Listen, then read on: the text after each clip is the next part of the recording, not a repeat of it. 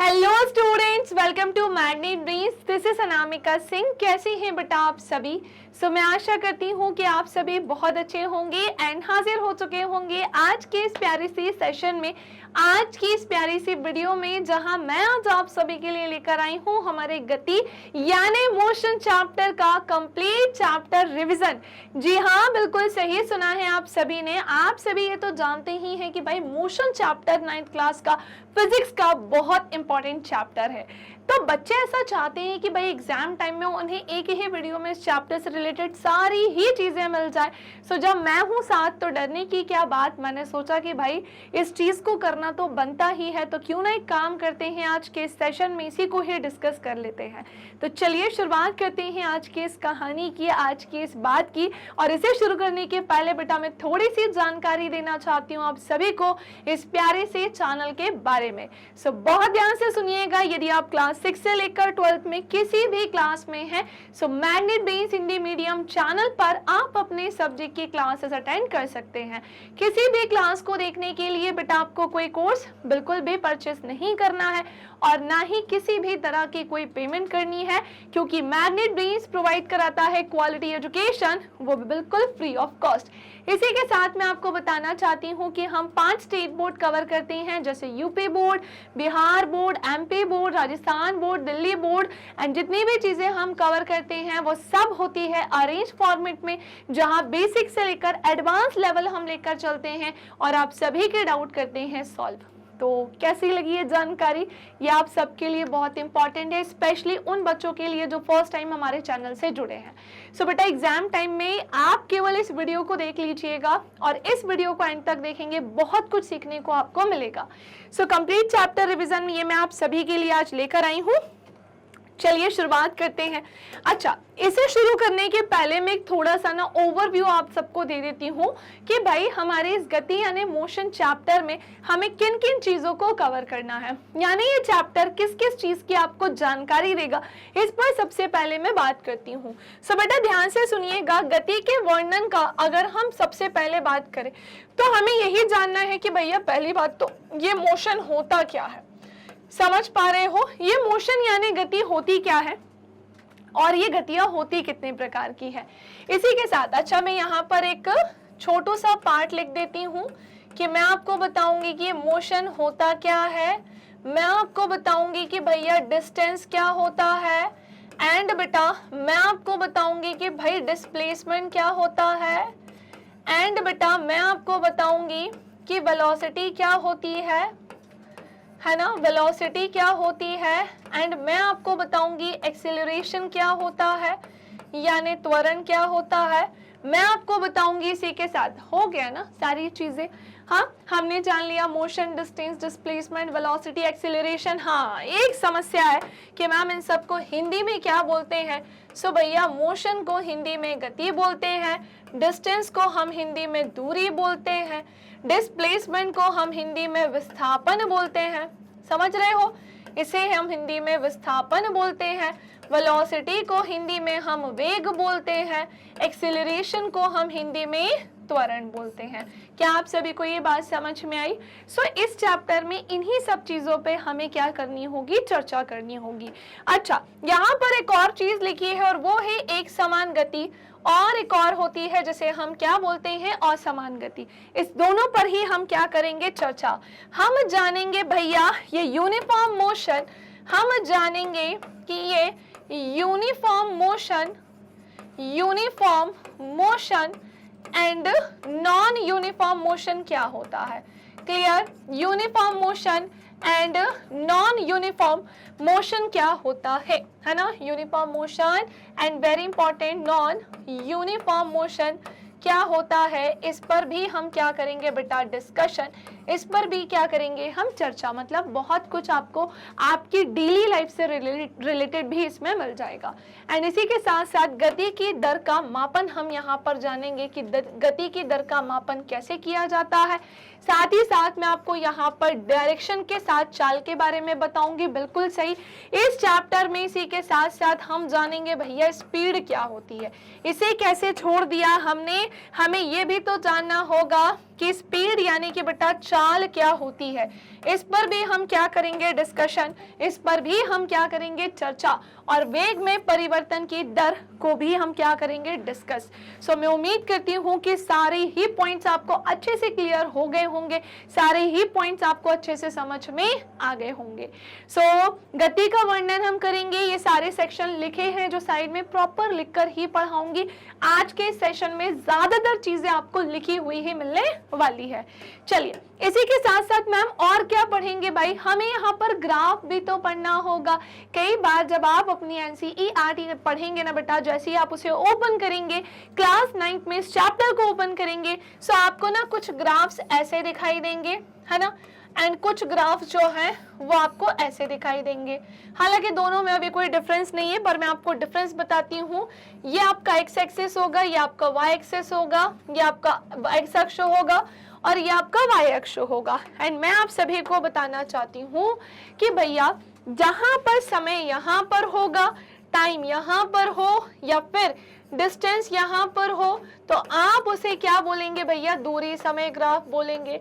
इसी के साथ यहाँ पर अगर समय हो, है ना, इस वाले सेक्शन में समय हो, एंड यहाँ पर अगर क्या हो भैया, क्या वेलोसिटी हो, सो आप इसे क्या बोलेंगे, वेलोसिटी यानी कि वेग समय ग्राफ बोलेंगे।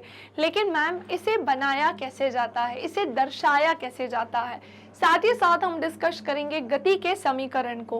गति के कुल कितने होते हैं बेटा, 3 समीकरण होते हैं। गति के कुल कितने समीकरण होते हैं, सो वेरी इंपॉर्टेंट, गति के कुल 3 समीकरण होते हैं, गति की 3 इक्वेशन होती है, और उन तीनों पे ही अभी मैं क्या करूंगी, बढ़िया अच्छे तरीके से चर्चा करूंगी। ठीक है, एक समान वृत्तीय गति क्या होती है इसके बारे में भी हम जानेंगे। ओके, सो भैया बात कुछ ऐसी है कि ये इस चैप्टर का छोटू सा प्यारा सा ओवरव्यू मैंने आपको दिया है। चलिए शुरुआत करते हैं अब आज के इस सेशन की, चलिए शुरुआत करते हैं आज की इस कहानी की। क्या आप देख पा रहे हैं कि यहाँ पर मछलियां आपको तैरती हुई दिखाई दे रही हैं? क्या आप यहाँ पर देख पा रहे हैं कि ये एटम जो है भाई, इसमें कुछ चीजें कुछ ज्यादा ही मूव नहीं कर रही हैं? तो हमने देखा कि एक एटम में जो इलेक्ट्रॉन है, अभी आपको समझ में नहीं आ रहा होगा, बट अगर आपने मेरे केमिस्ट्री के सेशंस देखे होंगे तो वहां मैंने इन इलेक्ट्रॉन्स के बारे में बताया है। सो भैया बात ऐसी है कि अगर आपने केमिस्ट्री पढ़ी होगी मुझसे, तो मैंने वहां बताया है कि एक एटम जो है भैया 3 सब एटॉमिक पार्टिकल से मिलकर बना होता है। एक होता है इलेक्ट्रॉन, एक होता है प्रोटॉन और एक होता है न्यूट्रॉन। सो हमने क्या देखा कि ये जो एटम है ये एक्चुअली में किससे मिलकर बना है, सो ये इलेक्ट्रॉन, प्रोटॉन और न्यूट्रॉन से मिलकर बना है। ठीक है, सो दैनिक जीवन में हम कुछ वस्तुओं को विराम अवस्था में तथा कुछ वस्तुओं को गतिमान अवस्था में देखते हैं। जी हाँ, बिल्कुल सही कहा है। दैनिक जीवन में यानी डेली बेसिस पर अगर मैं आपसे बात करूं, डेली बेसिस पर अगर मैं आपसे बात करूं, सो हम कई सारी वस्तुएं ऐसी हैं जो गति की अवस्था में देखते हैं, और कई सारी देखते हैं कि भाई वो किस में है, रेस्ट यानी कि विराम में है। चलो भाई अच्छी बात है। ये तो पक्षी उड़ते हैं, मछलियां तैरती हैं, रक्त का प्रवाह शिरा और वेंस में होता है, मोटर गाड़ियां चलती हैं, परमाणु, अणु, ग्रह, तारे और आकाश गंगाएं सभी गतिमान होते हैं। चलो मैं इस पे थोड़ी सी चर्चा करती हूँ कि मैम सच में ऐसा होता है क्या? तो जब हम पूरे वर्ल्ड या फिर किसकी बात करते हैं बेटा, जब हम पूरे वर्ल्ड या विश्व की बात करते हैं, है ना, सो पूरे वर्ल्ड या विश्व में जब भी हम क्या करते हैं, चारों तरफ की वस्तुओं को देखते हैं। क्या कहा है मैंने आप सभी से कि भैया चारों तरफ की वस्तुओं को क्या करते हैं भैया, देखते हैं, चारों तरफ की वस्तुओं को देखते हैं। सो भैया फिर क्या होता है, होता ये है कि हमें कुछ वस्तुएं जो हैं वो किस में दिखाई देती हैं, तो मोशन में, एंड बेटा कुछ वस्तुएं किस में दिखाई देती हैं, रेस्ट में।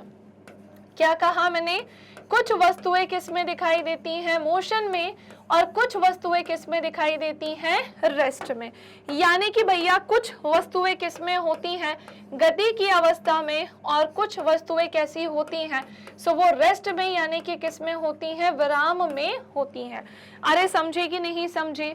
तो हमने क्या जाना, हमने जाना कि हम ऐसे कौन से एग्जाम्पल है। अच्छा मुझे एक बात बताओ, जब हम आकाश में देखते हैं तो हमें जो चिड़िया है यानी कि भैया जो वर्ड्स हैं वो कैसे दिखाई देते हैं? सो आप क्या कहेंगे कि मैम जो बर्ड्स है वो तो ऑब्वियसली उड़ते हुए ही तो दिखाई देते हैं, मतलब वो किस में होते हैं, मोशन यानी कि गति में होते हैं।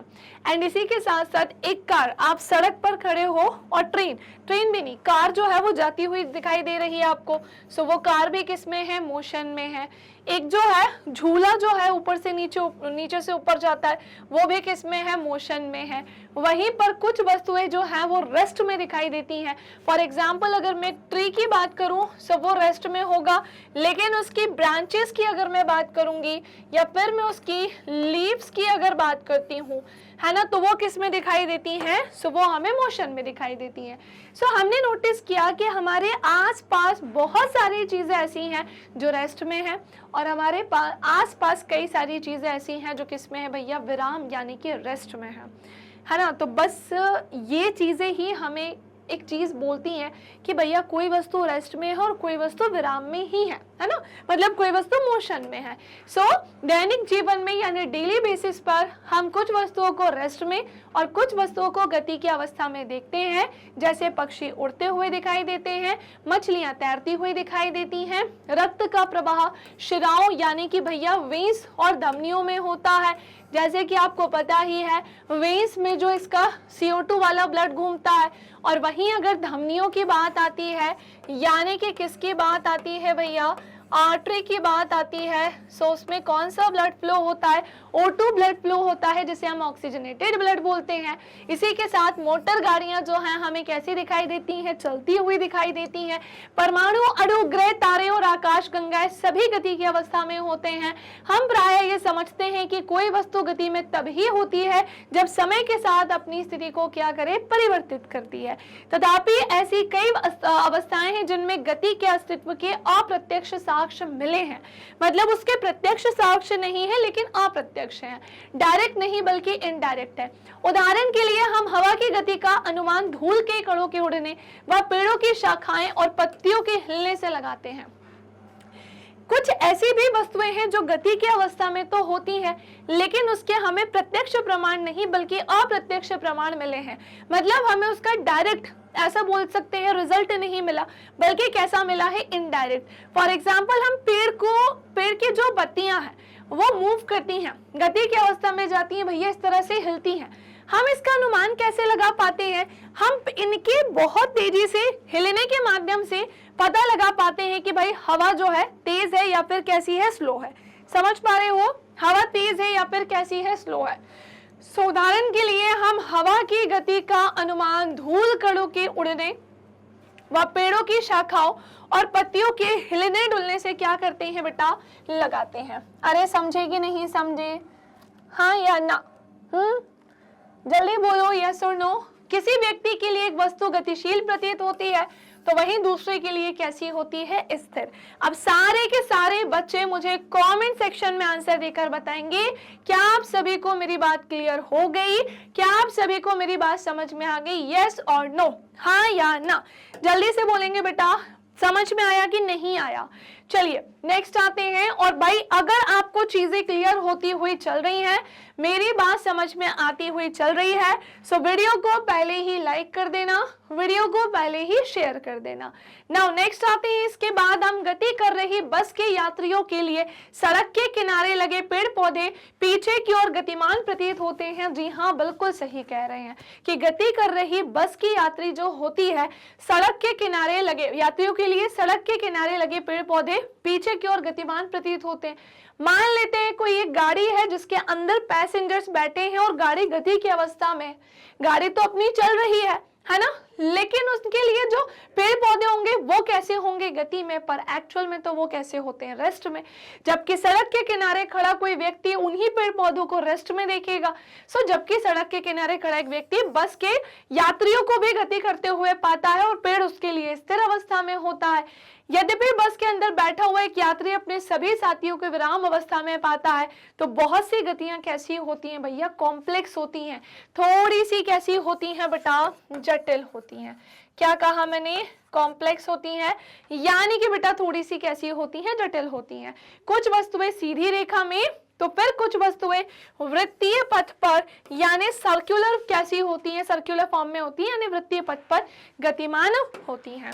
Any confusion, any doubt? चलिए, कुछ घूर्णन कर सकती हैं तो कुछ कंपन नहीं कर सकती हैं, बिल्कुल सही बोला है। आपको पता है कुछ वस्तुएं जो होती है वो घूर्णन कर रही होती हैं, गोल गोल घूमती हो रही होती हैं, लेकिन इसी के साथ कुछ वस्तुएं ऐसी भी होती हैं बेटा जो क्या कर रही होती हैं, वाइब्रेट यानी कि कंपन।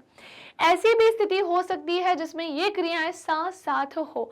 इस अध्याय में हम सबसे पहले सीधी रेखा में गतिमान वस्तुओं का वर्णन करेंगे। बिल्कुल, हम उन वस्तुओं की गति के बारे में बात करेंगे जहां पर जो गति है वो एक सीधी रेखा में हो रही होगी। मतलब मैं अभी इन चीजों पर चर्चा करूंगी जो हमें बताएगी कि गति कैसी हो रही है, एक सीधी रेखा में हो रही है। ठीक है, इस तरह हम इस तरह की गति को साधारण समीकरणों और ग्राफों के माध्यम से भी व्यक्त कर सकते हैं। हम बाद में वृत्तीय गति के बारे में भी क्या करेंगे, चर्चा। ठीक है, स्टार्ट करते हैं अपनी इस कहानी को। जहां आप देख पा रहे हैं हम डिस्क्राइबिंग मोशन यानी कि गति का वर्णन पढ़ेंगे। मैं आपको एक सरल रेखीय गति के बारे में बताऊंगी जहां से आपको दूरी और विस्थापन यहाँ अच्छे से क्लियर हो जाएगा। ठीक है ना, यहाँ पर मैं आपको एक सरल रेखीय गति के बारे में बताऊंगी जिसके माध्यम से दूरी और विस्थापन से जितने भी बेटा क्वेश्चंस बन सकते हैं ना, वो सब के आंसर आप यहाँ पर दे सकोगे। अरे आया कि नहीं आया? चलो, सो अच्छी बात है। अब बात आती है कि यहाँ पर बताया क्या गया है। क्या आपने कभी निर्देश बिंदु का नाम सुना है? क्या आपने सुना है कि निर्देश जैसा भी कोई बिंदु होता है? हाँ, बिल्कुल होता है। हम किसी वस्तु की स्थिति को एक निर्देश बिंदु निर्धारित कर व्यक्त करते हैं। बिल्कुल सही। मान लीजिए मुझे किसी एक प्लेस का एड्रेस बताना है, मुझे आप लोगों को बताना है कि भाई हमारा मैग्नेट ब्रेन्स कहाँ है। बहुत अच्छे से 9th पे पढ़ाई करो ताकि क्लास 10th में आप बोर्ड में अच्छा सा स्कोर कर सको, और जब आप एक अच्छा सा स्कोर करोगे तो मैग्नेट ब्रेन्स में मुझसे मिलने जरूर आना। तो मैं आपको बताना चाहती हूँ कि मान लीजिए कि मैग्नेट ब्रेन्स की जो लोकेशन है हमें नहीं पता है, मतलब आपको नहीं पता, तो मैं आपसे क्या बोलूंगी कि अरे वो ना रेलवे स्टेशन के पास है। क्या बोलूंगी मैं कि अरे वो ना रेलवे स्टेशन के पास है। सो रेलवे स्टेशन पता है यहाँ पे किस चीज का काम कर रहा है? निर्देश बिंदु का, क्योंकि हमें एक डायरेक्शन या निर्देश देने का काम ही किसने किया है? रेलवे स्टेशन ने किया है। ठीक है, सो हम किसी वस्तु की स्थिति को एक निर्देश बिंदु निर्धारित करके व्यक्त करते हैं। आइए हम इसे एक एग्जाम्पल के द्वारा समझे। माना किसी गांव में एक स्कूल रेलवे स्टेशन से 2 किलोमीटर उत्तर दिशा में है ना। मान लेते हैं कि किसी गांव में कोई स्कूल जो है वो रेलवे स्टेशन से 2 किलोमीटर दूर है। ठीक है भाई, हमने स्कूल की स्थिति को रेलवे स्टेशन के सापेक्ष निर्धारित किया, तो एक्चुअली में हमने रेलवे स्टेशन जो समझाने के लिए हमें उस स्कूल की जो लोकेशन बतानी थी उसके लिए हमने किसका सपोर्ट लिया, उसके लिए हमने किसका सहारा लिया है? सो वो लिया भैया हमने निर्देश बिंदु का। सो हमने स्कूल की स्थिति को रेलवे स्टेशन के सापेक्ष निर्धारित किया और इस उदाहरण में रेलवे स्टेशन यहाँ पर निर्देश बिंदु का काम कर रहा है। हम दूसरे निर्देश बिंदु का भी अपनी सुविधा के अनुसार चयन कर सकते हैं। इसीलिए किसी वस्तु की स्थिति को बताने के लिए हमें एक निर्देश बिंदु की आवश्यकता होती है, और वही निर्देश बिंदु क्या कहलाता है भैया? मूल बिंदु कहलाता है। क्या कहलाता है? मूल बिंदु कहलाता है। सो मैंने आपको अभी एक एग्जाम्पल दिया। अगर आपको समझना है इस निर्देश बिंदु के बारे में, क्लियर? अगर बेटा आपको समझना है इस निर्देश बिंदु के बारे में, है ना, इस निर्देश बिंदु के बारे में, तो आप क्या जानेंगे? मैं आपको इसे एक प्यारे से एग्जाम्पल से समझाती हूँ। मैं आपको बेटा इसे एक प्यारे से एग्जाम्पल से समझाती हूँ कि भैया मान लेते हैं कि आपको आना है मुझसे मिलने मैग्नेट ब्रेन्स, क्योंकि भैया आपने किया है MP board, UP board, Bihar board, Rajasthan board, Delhi board से टॉप, और मैं चाहती हूँ लिटरली तुम लोग करो, है ना। क्लास 9 में भी एक बहुत ही अच्छा सा स्कोर करो, एंड बेटा क्लास 10th में भी स्कोर करो। बहुत छोटे हो आप, अभी जानते नहीं हो कि क्लास 10th की वैल्यू क्या होती है। लाइफ में एक ऐसा फेज आने वाला है आपके जहां पर आपको अब स्कूल के अकॉर्डिंग नहीं बल्कि बोर्ड्स के अकॉर्डिंग एग्जाम देना होगा। स्कूल में तो फिर भी हमें कुछ चीजें बता देते हैं, इंपॉर्टेंट क्वेश्चन टिक करवा देते हैं, कई सारी चीजें हाईलाइट करवा देते हैं, बट बोर्ड में कुछ IMP नहीं है। हाँ होती है कुछ चीजें इंपॉर्टेंट, पर इतनी इतना नहीं होती हैं। ठीक है, सो निर्देश बिंदु का एग्जाम्पल मैं आप सभी को देने जा रही हूँ। चलिए आते हैं अब हम मैग्नेट बेस के बारे में। मैं आपको क्या बता रही थी कि मान लेते हैं कि आपको आना है कहाँ पर, सो आपको आना है मैग्नेट बेस। अब मैंने सोचा कि मैं तुम्हें इसका रास्ता कैसे बताऊं, सो मैंने तुम्हें क्या बोला कि यार ये पता है कहाँ पर है, रेलवे स्टेशन के पास है ना। क्या कहा मैंने कि भैया ये ना रेलवे स्टेशन के क्या है भैया, पास है। सो बात कुछ ऐसी है कि ये जो मैग्नेट बेस रेलवे स्टेशन के पास है, यही यहाँ पर क्या कर रहा है, यही यहाँ पर निर्देश बिंदु का काम कर रहा है ना। किसका, निर्देश बिंदु का काम कर रहा है। या फिर मैं ऐसा भी बोल सकती थी कि अरे मैग्नेट बेस ना डीबी मॉल के पास में, या डीबी मॉल से 2 किलोमीटर की दूरी पर है, सो यहाँ पर निर्देश बिंदु क्या हो जाएगा, डीबी मॉल हो जाएगा। मतलब मैंने कितने सारे एग्जाम्पल आपको दे दिए। फॉर एग्जाम्पल अगर मान लेते हैं कि मैं अपने गांव के बारे में बता रही हूँ कि भाई मेरा जो गांव है ना वो प्रतापगढ़ है ना, और मैं प्रतापगढ़ में भी मेरा घर कहाँ पर है, प्रतापगढ़ तो बहुत बड़ा है, मैं तो यूपी से हूँ, है ना। जो बच्चे यूपी से हैं कमेंट करिएगा जरूर। सो प्रतापगढ़ में भी कहाँ पर है, तो फिर हमने क्या देखा कि अरे मैम का जो गाँव है ना वो घाटमपुर गाँव है ना, और मैम का जो घर है वो घाटमपुर से 2 किलोमीटर की दूरी पर है। सो बेसिकली घाटमपुर पता है यहाँ पर क्या हो जाएगा, निर्देश बिंदु, कि वो घाटमपुर से मैम का जो घर है ना वो 2 किलोमीटर की दूरी पर है, या फिर 5 किलोमीटर की दूरी पर है। बस ये कुछ चीजें होती हैं जो बेसिकली निर्देश या मूल बिंदु का क्या करती हैं बेटा, काम करती हैं। ठीक है, जो बेसिकली निर्देश या फिर बेटा मूल बिंदु का क्या करती हैं, काम करती हैं। समझे कि नहीं समझे? चलो आगे बढ़ जाते हैं। अब आप जो मैंने आपको दैनिक जीवन के एग्जाम्पल्स बताए उनका ध्यान रखना। अच्छा, अब आप इस एग्जाम्पल को ध्यान से देखो, ध्यान से सुनो। यहाँ से आपकी 2 चीजें मैं क्लियर करने जा रही हूँ। एक तो दूरी क्या होती है और दूसरा विस्थापन क्या होता है, यानी डिस्टेंस एंड डिस्प्लेसमेंट के बारे में हम यहाँ पर जानेंगे। सो गति का सबसे साधारण प्रकार सरल रेखीय गति होता है। सरल रेखीय गति सबसे आसान गति होती है। अगर मैं इस गति के बारे में बात करूंगी तो ये थोड़ी सी खतरनाक तरीके से यहाँ गति हुई है। वहीं पर अगर मैं एक ऐसी गति की बात कर रही हूँ तो ये कैसी गति होती है, ये साधारण प्रकार की सरल रेखीय गति होती है। सो गति का सबसे साधारण प्रकार कौन सा होता है? सो भैया वो होता है सरल रेखीय गति। क्या होता है? सरल रेखीय गति होता है। हमें सबसे पहले एक उदाहरण के द्वारा इसे व्यक्त करना सीखना होगा। हमने क्या देखा, माना कोई वस्तु एक सरल रेखीय पथ पर गतिमान है। बिल्कुल, ये एक सरल रेखा क्या है, पथ है। 0 से शुरू हमें दिखाई दे रहा है, 60 किलोमीटर पर खत्म हो रहा है। सो वस्तु अपनी गति बिंदु O से प्रारंभ करती है और जो O है वही इसका निर्देश बिंदु माना जाएगा।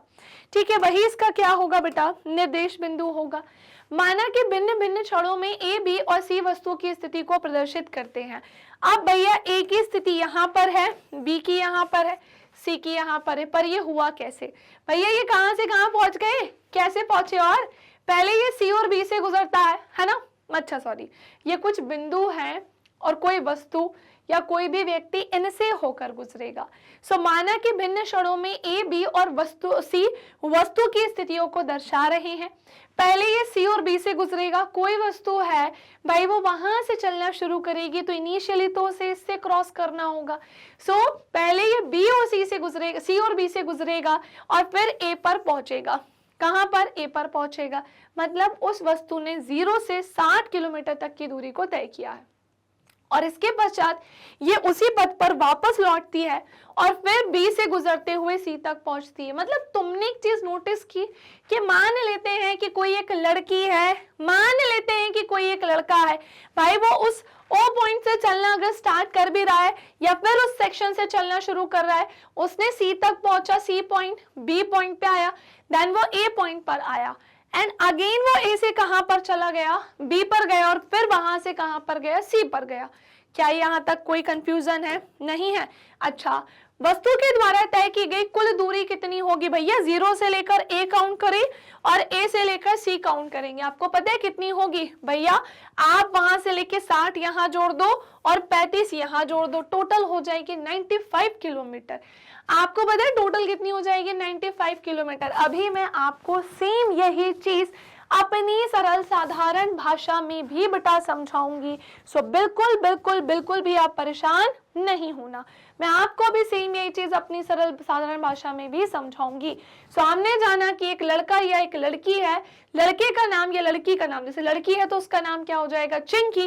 भैया चिंकी ने ओ पॉइंट से चलना शुरू किया, सी पॉइंट तक पहुंची, फिर बी तक पहुंची, फिर ए तक पहुंची, फिर ए से वापस कहां तक गई, सी तक गई, और टोटल इसने कितना डिस्टेंस ट्रेवल की, वहां से पूरी यहां तक के काउंट करेंगे, एंड यहां से जो ये यहां तक गई 35 किलोमीटर वो भी काउंट करेंगे। सो ये कुल कितनी हो जाएगी, 95 किलोमीटर हो जाएगी। और किसी वस्तु की दूरी को निर्धारित करने के लिए हमें केवल अंकीय मान की आवश्यकता होती है, ना कि गति की दिशा की आवश्यकता होती है। आपको दूरी कैलकुलेट करने के लिए बेटा किस चीज की आवश्यकता नहीं है, सो आपको दूरी कैलकुलेट करने के लिए बेटा डायरेक्शन की जरूरत नहीं है। क्या कहा मैंने कि आपको किस चीज की जरूरत नहीं है, डायरेक्शन की जरूरत नहीं है। कुछ ऐसी राशियां होती हैं जिन्हें केवल उनके अंकीय मान के द्वारा ही क्या किया जाता है, व्यक्त किया जाता है। सब समझा रही हूँ कि मैम ये आपने डायरेक्शन वाली बात जो ऐड की है ना, ये हमें डाइजेस्ट नहीं हुई है बेटा, कोई बात नहीं, अभी डाइजेस्ट हो जाएगी, बस आप सुनते चलो। अब आते हैं भैया, किसी भौतिक राशि का अंकीय मान उसका परिमाण है। ये दूरी आपको ए से गुजरते हुए ओ से सी तक के विस्थापन का अंकीय मान देगी। वस्तु की प्रारंभिक व अंतिम स्थिति के बीच की न्यूनतम दूरी को ही वस्तु का क्या कहा जाता है बेटा, विस्थापन यानी कि डिस्प्लेसमेंट कहते हैं। अभी मैं आपको बताऊंगी प्रारंभिक और अंतिम स्थिति के बीच की दूरी यानी 0 से लेकर 25 के बीच की दूरी की यहाँ पर बात चल रही है। क्या विस्थापन का परिमाण वस्तु के द्वारा तय दूरी के बराबर हो सकता है? सो डेफिनेटली हो सकता है, लेकिन कंडीशन है। चित्र 7.1 में दिए गए उदाहरण को ले लो। ओ से ए तक वस्तु की गति के लिए तय की गई दूरी 60 किलोमीटर है, बिल्कुल है, और विस्थापन का परिमाण भी कितना होगा, 7। ये कौन सी बात हुई, जानेंगे कैसे। एक्चुअली में हमने देखा एक सरल सीधा पथ था जहां पर दूरी और विस्थापन कैसा मिला, समान, लेकिन क्यों मिला जानते हैं अभी। 0 से ए तक पुनः अगर वो गति करता है ना, और बी तक 0 से ए तथा पुनः बी तक गति के दौरान तय की गई दूरी कितनी होगी, 85। 0 से मान लेते हैं वो ए तक आया, ए से कहां गया बी, तो टोटल उसने डिस्टेंस कितनी कवर करी, 85 किलोमीटर, जबकि इसका विस्थापन का परिमाण कितना होगा, 35। इनको क्या कर देंगे, माइनस कर देंगे, ठीक है। चलो, एंड इसी के साथ साथ पुनः हम देखेंगे कि गति के दौरान विस्थापन का परिमाण 0 हो सकता है। क्या ये सच है कि डिस्प्लेसमेंट यानी विस्थापन 0 हो सकता है? जी हाँ, बिल्कुल हो सकता है, पर तय की गई दूरी कभी भी 0 नहीं हो सकती है। यदि हम मान लेते हैं कि वस्तु गति करते हुए पुनः 0 तक जाती है, सो प्रारंभिक स्थिति और अंतिम स्थिति आपस में मिल जाती है और विस्थापन कितना हो जाता है, 0 यानी कि 0 हो जाता है। यद्यपि इस यात्रा में तय की गई दूरी ओ से ए से ओ 60 से 60 मिला दो तो कितनी हो जाएगी, 120 हो जाएगी, है ना। जल्दी से सारे बच्चे बताओ, पक्का बताओ, कुछ समझ तो नहीं आया ना। मेनली तो यही है कि कुछ समझ में नहीं ही आया होगा। देखो 100 में से इतना बोल सकती हूँ कि 20 से 30% आ गया होगा। यहाँ पर एक ही चीज में कम से कम 7 से 8 चीज बता दी है, और यहाँ पर हमें आवश्यकता किसकी है, तो हमें यहाँ आवश्यकता है कम से कम 10 से 12 चीजों की जानने की। उसके लिए तो ये पूरी ही कहानी को हमें लिख के पढ़ना पड़ेगा। अभी मैं आपको सबसे पहले बताती हूँ कि दूरी और विस्थापन ही क्या है, दूरी और विस्थापन में क्या डिफरेंस होता है, क्या अंतर होता है, दूरी क्या होती है, विस्थापन क्या होता है, न्यूनतम दूरी क्या है मैम, क्या डिफरेंस है इन दोनों के बीच में। हमने सुना है विस्थापन भी दूरी ही है, और अगर विस्थापन दूरी है तो दोनों को अलग क्यों कैलकुलेट किया जाता है। एक सरल सीधी रेखा पर विस्थापन और दूरी कैसे समान हो सकती हैं, और भी न जाने कितने क्वेश्चंस आप सभी के माइंड में निकलते हैं। लेकिन आपकी एनसीईआरटी में इस छोटी सी कहानी को, प्यारी सी कहानी को एक ही एग्जाम्पल के थ्रू समझाने का क्या किया गया है, प्रयत्न किया गया है। लेकिन उस एक एग्जाम्पल से ये चीजें कवर नहीं हो सकती हैं, तो इसके लिए हमें इसे और भी दूसरी भाषा में समझना पड़ेगा। अरे समझेगी नहीं, चलो जल्दी से इसका स्क्रीनशॉट लेंगे प्लीज। तो बेटा दूरी और विस्थापन को अब मैं आपको अपनी भाषा में, अच्छी सी प्यारी सी भाषा में समझाती हूँ, जो तुम लोगों को जनरली समझ में आती है ना। सबसे पहले तो हम यहाँ पर जानने जा रहे हैं कि भैया ये जो डिस्टेंस होती है यानी कि ये जो दूरी है एक्चुअली में ये है क्या, है ना। सो दूरी जो है किसी वस्तु के द्वारा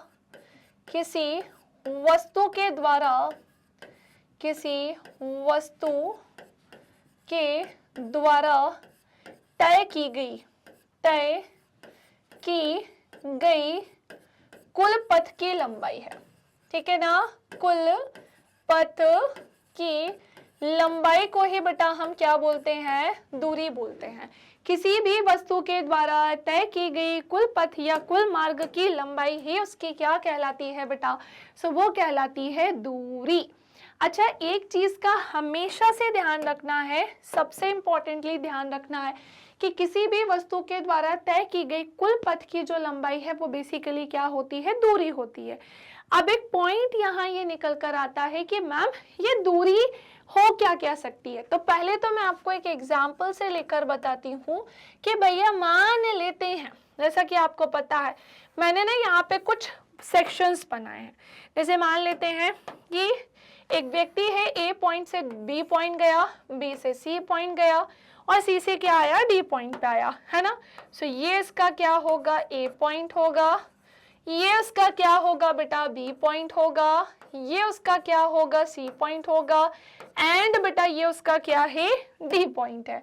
अच्छा, ये मान लेते हैं कि जब वो ए से बी पॉइंट की तरफ गया, सो ए से बी जाने में उसने जो डिस्टेंस ट्रैवल की मान लेते हैं 5 मीटर की, है ना। फिर बी से सी जाने में भी 5 मीटर की, सी से डी जाने में भी 5 मीटर की। तो क्या मैं ऐसा बोल सकती हूँ, क्या बोल सकती हूँ कि भैया इसकी जो टोटल डिस्टेंस है वो कितनी है, एनी आइडिया कि इसकी जो टोटल डिस्टेंस है यानी कि बेटा इसकी जो कुल दूरी है वो कितनी होगी, टोटल डिस्टेंस यानी कि भैया इसकी जो कुल दूरी है वो कितनी होगी।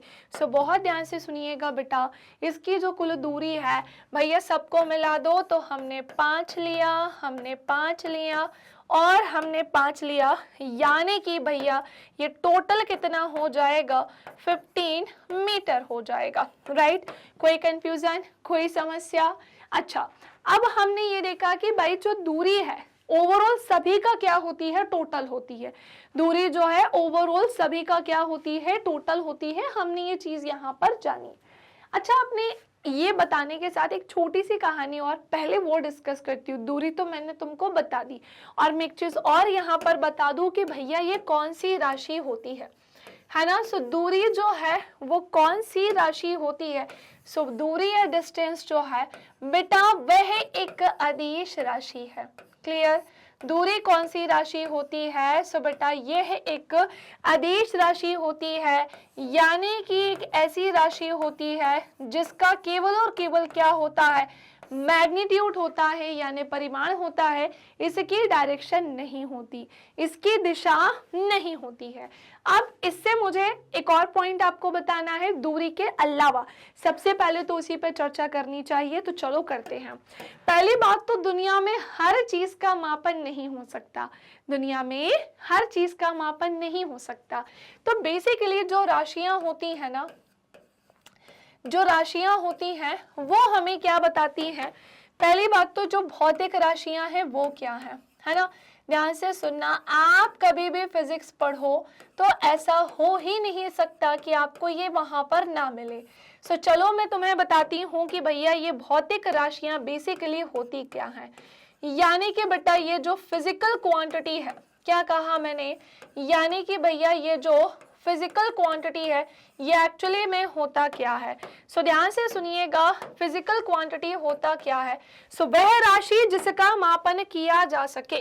क्या कहा बेटा मैंने आप सभी से कि भैया वह राशि जिसका मापन किया जा सके, वह राशि जिसका मापन किया जा सके। पहला पॉइंट तो ये हो गया कि भैया जिसको क्या किया जा सके, मापन किया जा सके, यानी कि जिसको मेजर किया जा सके वही क्वांटिटी या वही राशि क्या कहलाती है, भौतिक राशि कहलाती है। सो बेसिकली मापन की अगर बात करते हैं, है ना, मेजरमेंट की अगर बात करते हैं सो ये जो मापन है ये दो आधार पर होगा, या ऐसा बोलना चाहिए कि बेटा जो राशियां हैं ना, यानी कि जो क्वांटिटीज होती हैं वो कितनी तरह की या कितने प्रकार की होती हैं। सो भाई ये दो प्रकार की होती हैं, है ना। एक कौन सी राशि होती है, अदिश राशि, और दूसरी कौन सी होती है बेटा, सदिश राशि होती है। क्या कहा मैंने आप सभी से कि एक कौन सी राशि है, अदिश राशि, और दूसरी कौन सी राशि होती है, सो भैया वो होती है सदिश राशि। आदेश और सदिश में कोई डिफरेंस होता है क्या? हाँ जी बिल्कुल होता है। दोनों में एक चीज तो कॉमन है बेटा, और वो इसका क्या हो जाएगा, मैग्नीट्यूड हो जाएगा, यानी कि परिमाण होगा, है ना। और वो इसका क्या होगा, मैग्नीट्यूड यानी कि परिमाण होगा, ठीक है। और वहीं अगर मैं सदिश की बात करती हूँ तो इसमें परिमाण के साथ साथ आपको क्या मिलती है, दिशा यानी कि डायरेक्शन भी मिलती है। सो एक चीज हमें अलग कहाँ पर मिली, सो भैया वो मिली हमें सदिश राशि में। सबसे पहली चीज की फिजिकल क्वांटिटी या भौतिक राशियां क्या होती हैं, सो ऐसी राशियां जिनका मापन किया जा सके उन्हीं राशियों को हम क्या बोलते हैं बेटा, भौतिक राशियां बोलते हैं। सो राशियां, अदिश राशि में हमने देखा परिमाण होता है, और सदिश राशि में परिमाण के साथ साथ क्या होती है बेटा, दिशा होती है। Any confusion, any doubt? पक्का कंफर्म लॉक कर दें। चलो सो ये छोटू सा पॉइंट था जो मुझे बस आपसे डिस्कस करना था, जो मुझे आपको बताना था। अच्छा अब क्लियर है ना कि भैया जो हमारी अदिश राशि है, दूरी अदिश राशि क्यों है, ये तो क्लियर हो गया। चलिए अब एक और पॉइंट पे चर्चा करते हैं कि मैम दूरी तो समझ में आ गई। अच्छा दूरी के लिए एक छोटा सा पॉइंट और ध्यान रखना कि दूरी किसी वस्तु के द्वारा तय की गई कुल पथ या कुल मार्ग की लंबाई है, क्या है, दूरी है। ये क्या हो सकती है, हमेशा दूरी हमेशा क्या होती है, सो हमेशा ध्यान से सुनिएगा कि ये जो दूरी यानी कि डिस्टेंस है ना भैया, ये हमेशा पॉजिटिव ही होती है। ये कभी भी क्या नहीं हो सकती, ना ही ये नेगेटिव हो सकती है, ना ही ये जीरो हो सकती है। आप थोड़ा समझो ना, जैसे मान लीजिए कि मैं इस पॉइंट पर खड़ी हूँ, अब मैं तुमसे कह रही हूँ कि भाई मैंने कितनी दूरी तय करी, तो मैं आपसे क्या कहूंगी कि भाई मैं इतना चलकर यहाँ तक आई। मान लेते हैं कि मैंने 5 मीटर की दूरी, मान लो कि ऐसा कि मैंने 5 मीटर की दूरी तय की है, तो मैंने तय पता है क्यों की है, क्योंकि मैं वहां से यहाँ तक चली, मैंने मेरे स्टेप्स आगे बढ़ाए। और वही मैं अगर तुमसे बोलूं कि भाई मैं इस एक प्लेस पर खड़ी हूँ और मैं खड़ी ही हुई हूँ, तो क्या मैंने कोई दूरी तय की? बिल्कुल भी नहीं। मैंने यहाँ किसी भी तरीके की कोई भी दूरी तय नहीं की है, मैं अपने एक ही प्लेस पर, एक ही रास्ते पर खड़ी हूँ। सो अब एक पॉइंट यहाँ निकल कर आता है कि जब मैं एक ही रास्ते पर खड़ी हूँ तो यहाँ पर बेसिकली जो बात आती है कि मैम दूरी कितनी हो जाएगी, शून्य यानी कि जीरो भी नहीं बोल सकते, क्योंकि दूरी कभी भी जीरो नहीं होती, ये हमेशा कैसी होती है, पॉजिटिव। मैंने जनरली पूछा स्टूडेंट से जब भी मैं पढ़ाती हूँ कि बेटा बताओ कि आप एक ही प्लेस पर खड़े हो, बताओ डिस्टेंस क्या होगी। सो बच्चों के आंसर्स आते हैं कि मैम दूरी ना जीरो हो जाएगी। अरे भाई जब तुम चले ही नहीं हो तो वो दूरी जीरो कैसे हुई? मान लेते हैं कि तुम दिन भर से अपने बेड पर ही पड़े हुए हो, ऐसे लेटे हुए हो, ठीक है ना, फिर तुम क्या बोलोगे, तुमने टोटल, किसी ने पूछा आज तुमने कितनी डिस्टेंस ट्रैवल की, तो तुम क्या बोलोगे, आज तो मैं 0 चला हूँ। तो ये सेंटेंस रॉन्ग, तुम्हारी दूरी कभी जीरो हुई ही नहीं, वो दूरी है ही नहीं। दूरी होती, परिभाषा ही उसकी यह है कि जब भी किसी वस्तु के द्वारा किसी भी पथ की कुल लंबाई को तय किया जाएगा, सो बेटा वही उसकी क्या हो जाएगी, दूरी होगी। और यहाँ पर तो कोई दूरी तय ही नहीं की गई है, सो दूरी कभी भी क्या नहीं हो सकती, शून्य नहीं हो सकती। दूरी कभी भी क्या नहीं हो सकती, नेगेटिव नहीं हो सकती। मैं कभी ऐसा नहीं कह सकती हूँ यहाँ से ऐसा चलने के बाद कि अरे मैंने ना आज 5 मीटर -5 मीटर की डिस्टेंस ट्रैवल की। डिस्टेंस कभी माइनस में नहीं होती है। तो अब मैं आती हूँ यहाँ पर एक और पॉइंट एक्सप्लेन करने के लिए बेटा, और वो क्या है भैया, सो वो है यहाँ पर डिस्प्लेसमेंट। क्लियर? क्या बोला मैंने, एक और पॉइंट मैं यहाँ पर डिस्कस करने जा रही हूँ, एंड बेटा वो क्या है, सो वो है डिस्प्लेसमेंट। हिंदी में जैसे हम क्या बोलते हैं, विस्थापन बोलते हैं। डिस्प्लेसमेंट हिंदी में जो कि क्या कहलाता है, विस्थापन कहलाता है। सिंपली ध्यान रखिएगा कि जो डिस्टेंस है ना भैया, वो शॉर्टेस्ट, है ना, डिस्प्लेसमेंट शॉर्टेस्ट डिस्टेंस होती है। ये क्या होती है? शॉर्टेस्ट डिस्टेंस होती है बेटा, यानी कि जिसे हम क्या बोलते हैं? So very very very important, ये क्या कहलाती है? न्यूनतम दूरी कहलाती है। कौन सी दूरी? सो इसे हम न्यूनतम दूरी कहते हैं, ठीक है ना। अच्छा चलो मैं तुम्हें एक एग्जांपल से बताती हूँ। जैसे मान लेते हैं कि भाई कोई पर्सन है और वो इस ए पॉइंट पर है और उसने ऐसे चलना शुरू किया और वो इस पॉइंट तक आया। सो इस ए पॉइंट से बी पॉइंट तक जाने में उसने 10 मीटर की क्या करे? Distance travel. अगर वो यहाँ से यहाँ पर आ जाए डायरेक्ट तो फिर यही उसकी क्या होगी? सो बेटा इसी को तो हम बोलते हैं शॉर्टेस्ट डिस्टेंस। हाँ, यही तो हमारी होती है क्या बेटा? सो इसी को हम शॉर्टेस्ट डिस्टेंस बोलते हैं, यानी यही क्या कहलाती है? न्यूनतम दूरी कहलाती है। क्लियर? अच्छा फिर मैम इसने 10 मीटर की है, क्या ट्रेवल की? और अच्छा शॉर्टेस्ट डिस्टेंस उसकी कितनी थी? मान लेते हैं 2 मीटर थी। फिर मैम ये क्या हो जाएगा इसका? सो बेटा इसे हम बोलेंगे टोटल डिस्टेंस। समझ पा रहे हो? ये क्या कहलाएगी? सो ये कहलाएगी डिस्टेंस, यानी कि भैया ये क्या कहलाएगी? दूरी कहलाएगी। एनी कंफ्यूजन, एनी डाउट, कोई समस्या? सबको समझ में आ गया? सो डिस्प्लेसमेंट यानी विस्थापन शॉर्टेस्ट डिस्टेंस न्यूनतम दूरी होती है। एक पॉइंट से दूसरे पॉइंट तक हम जो पहुंचे हैं वो हमने डिस्टेंस ट्रैवल की है, लेकिन ये जो छोटा वाला रास्ता था वो इसका क्या होगा? शॉर्टेस्ट डिस्टेंस होता है। सो बेसिकली विस्थापन भी क्या है? दूरी ही है, लेकिन कौन सी दूरी है चंगू मंगू? तो ये तो न्यूनतम दूरी निकली ना। अरे भाई ये कौन सी दूरी है? सो ये निकली है शॉर्टेस्ट डिस्टेंस, यानी कि न्यूनतम दूरी, है ना। तो ये पॉइंट मैंने आपको यहाँ एक्सप्लेन कर दिया है, ये पॉइंट मैंने यहाँ पर आपको अच्छे से समझा दिया है और मैं उम्मीद करती हूँ कि आपको ये अच्छे से समझ में आ गया होगा। पर पिक्चर अभी बाकी है मेरे दोस्त। अगर मैं तुमसे बोलूं विस्थापन को लेकर कि भैया जो विस्थापन है ना, ये कौन सी राशि है, तो तुम्हारे दिमाग में क्या आएगा कि ये जो विस्थापन है ये कौन सी राशि होनी चाहिए? तो मैं बता दूं कि भैया ये एक सदिश राशि होनी चाहिए, क्योंकि अगर आपको शॉर्टेस्ट डिस्टेंस निकालनी है ना, यानी कि न्यूनतम दूरी निकालनी है, सो उसके लिए आपके पास क्या होनी चाहिए? सो उसके लिए आपके पास होनी चाहिए डायरेक्शन, यानी कि क्या होनी चाहिए?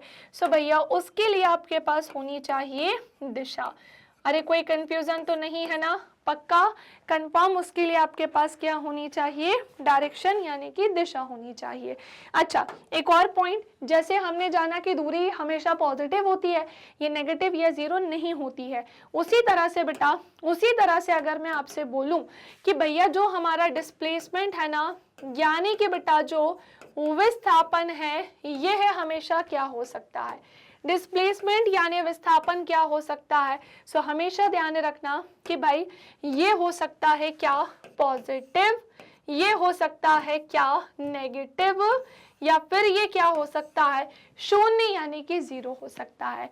पॉजिटिव, नेगेटिव, शून्य यानी कि जीरो, ये हो सकता है। कुछ पूछना है कि नहीं पूछना है? अरे भाई कुछ जानना है, समझना है कि नहीं जानना, समझना है। सो ये थी कहानी जो मैंने आप सभी को अभी एक्सप्लेन की है, और मैं उम्मीद करती हूँ कि ये पूरी कहानी आपके भेजे में अच्छे से चली गई होगी, जो कि जाना भी चाहिए, है ना। अब क्वेश्चन उठता है कि मैम वो सब तो समझ में आ गया, लेकिन वो जो अभी एक आड़ा टेढ़ा सा सीधा सा एग्जाम्पल था, आड़ा टेढ़ा तो नहीं, सीधा सा जो एग्जाम्पल था वो क्या था, उसे थोड़ा सा समझाइए। तो जब भी कोई गति एक सरल सीधी रेखा में हो रही होती है ना बेटा, है ना, मान लेते हैं कि भैया ये क्या है? एक सड़क है, ठीक है। तो मान लेते हैं कि भैया ये क्या है? सड़क है। तो मैंने आपसे क्या बोला कि भैया कोई पर्सन है, उसने मान लेते हैं, ये डिस्टेंस बता देती हूँ, है ना, कि पहले वो कितना चला? 10 मीटर चला, फिर वो कितना चला? 20 मीटर चला, फिर वो कितना चला?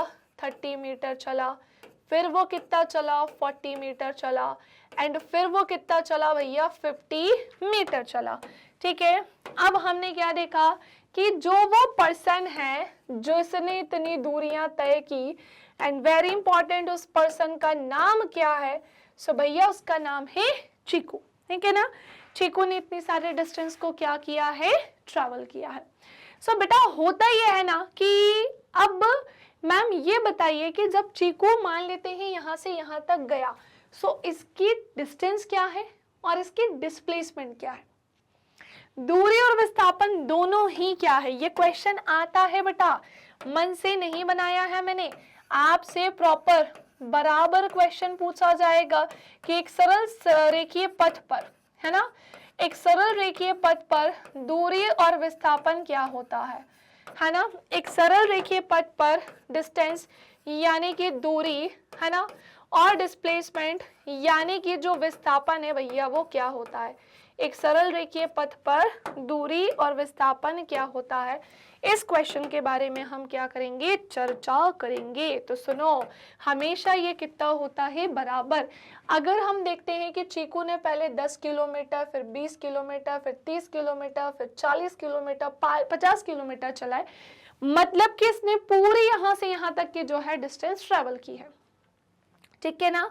पहले वो 10 चला, फिर वो 20 किलोमीटर तक आया, यहाँ से यहाँ तक की 20 किलोमीटर की डिस्टेंस, फिर 30 किलोमीटर तक, फिर 50, मतलब टोटल उसने जो डिस्टेंस ट्रैवल की होगी वो कितनी होगी भैया, 50 होगी।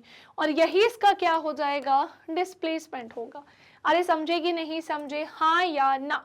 तो हमेशा इस स्थिति में, हमेशा इस कंडीशन में जो दूरी और विस्थापन है वो हमेशा कैसे होते हैं, बराबर होते हैं, यानी कि कैसे होते हैं, इक्वल होते हैं, बराबर होते हैं। हमेशा ध्यान रखना कि दूरी और विस्थापन बेटा कब बराबर हो सकते हैं, सो दूरी और विस्थापन तभी बराबर होते हैं जब जो गति की गई होगी वो कैसी होगी, एक सरल सीधी रेखा में हुई होगी, है ना। गति कैसी हुई होगी, सो भैया ये हुई होगी एक सरल सीधी रेखा में। समझे कि नहीं समझे, ठीक है, समझ में आ गया ये पॉइंट। नाउ आगे बढ़ते हैं अब हम और दूसरी कहानी को समझते हैं। ये चीज तो मैंने तुम्हें बड़े ही अच्छे से समझा दी है, तो अब समझ जाना कि दूरी क्या होती है। और अब आते हैं एक समान गति और असमान गति, जिसे हम यूनिफॉर्म मोशन और भैया नॉन यूनिफॉर्म मोशन के नाम से जानते हैं।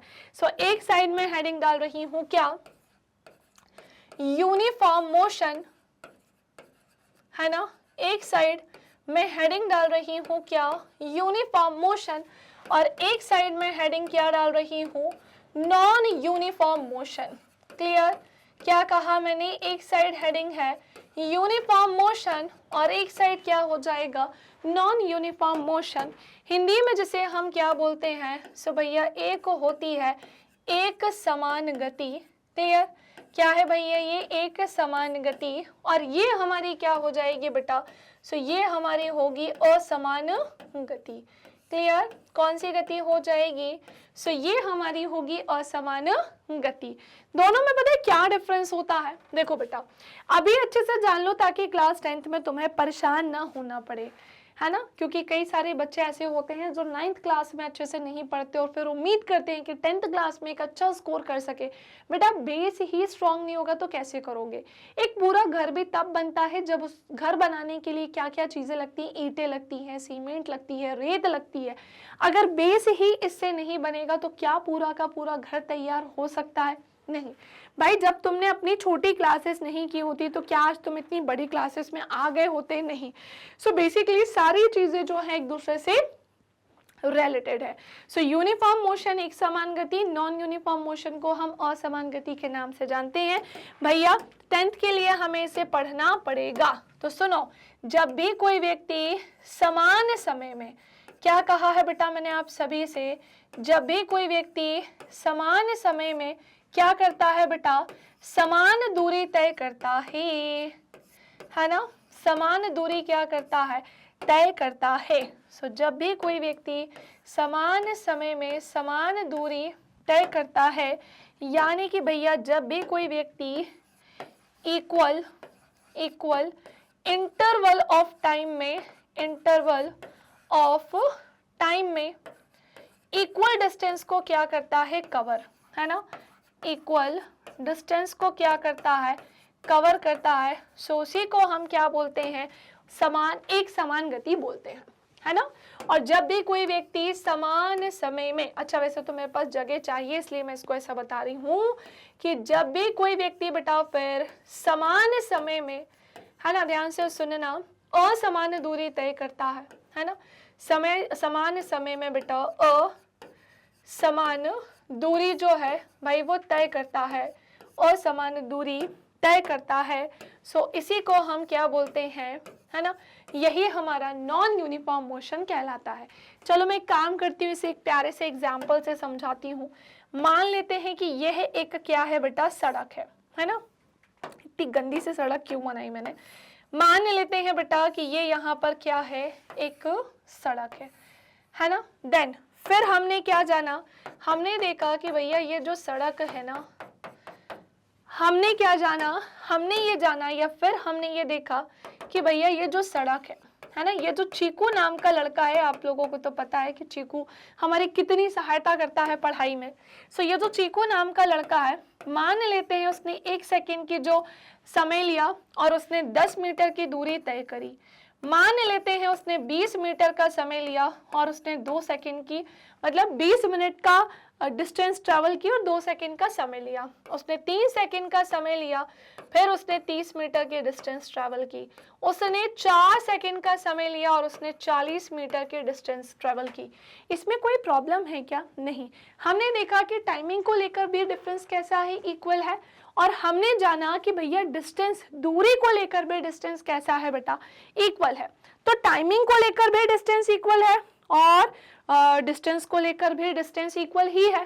तो ऐसी ही मोशन को क्या बोलेंगे हम, यूनिफॉर्म मोशन या फिर एक समान गति बोलेंगे।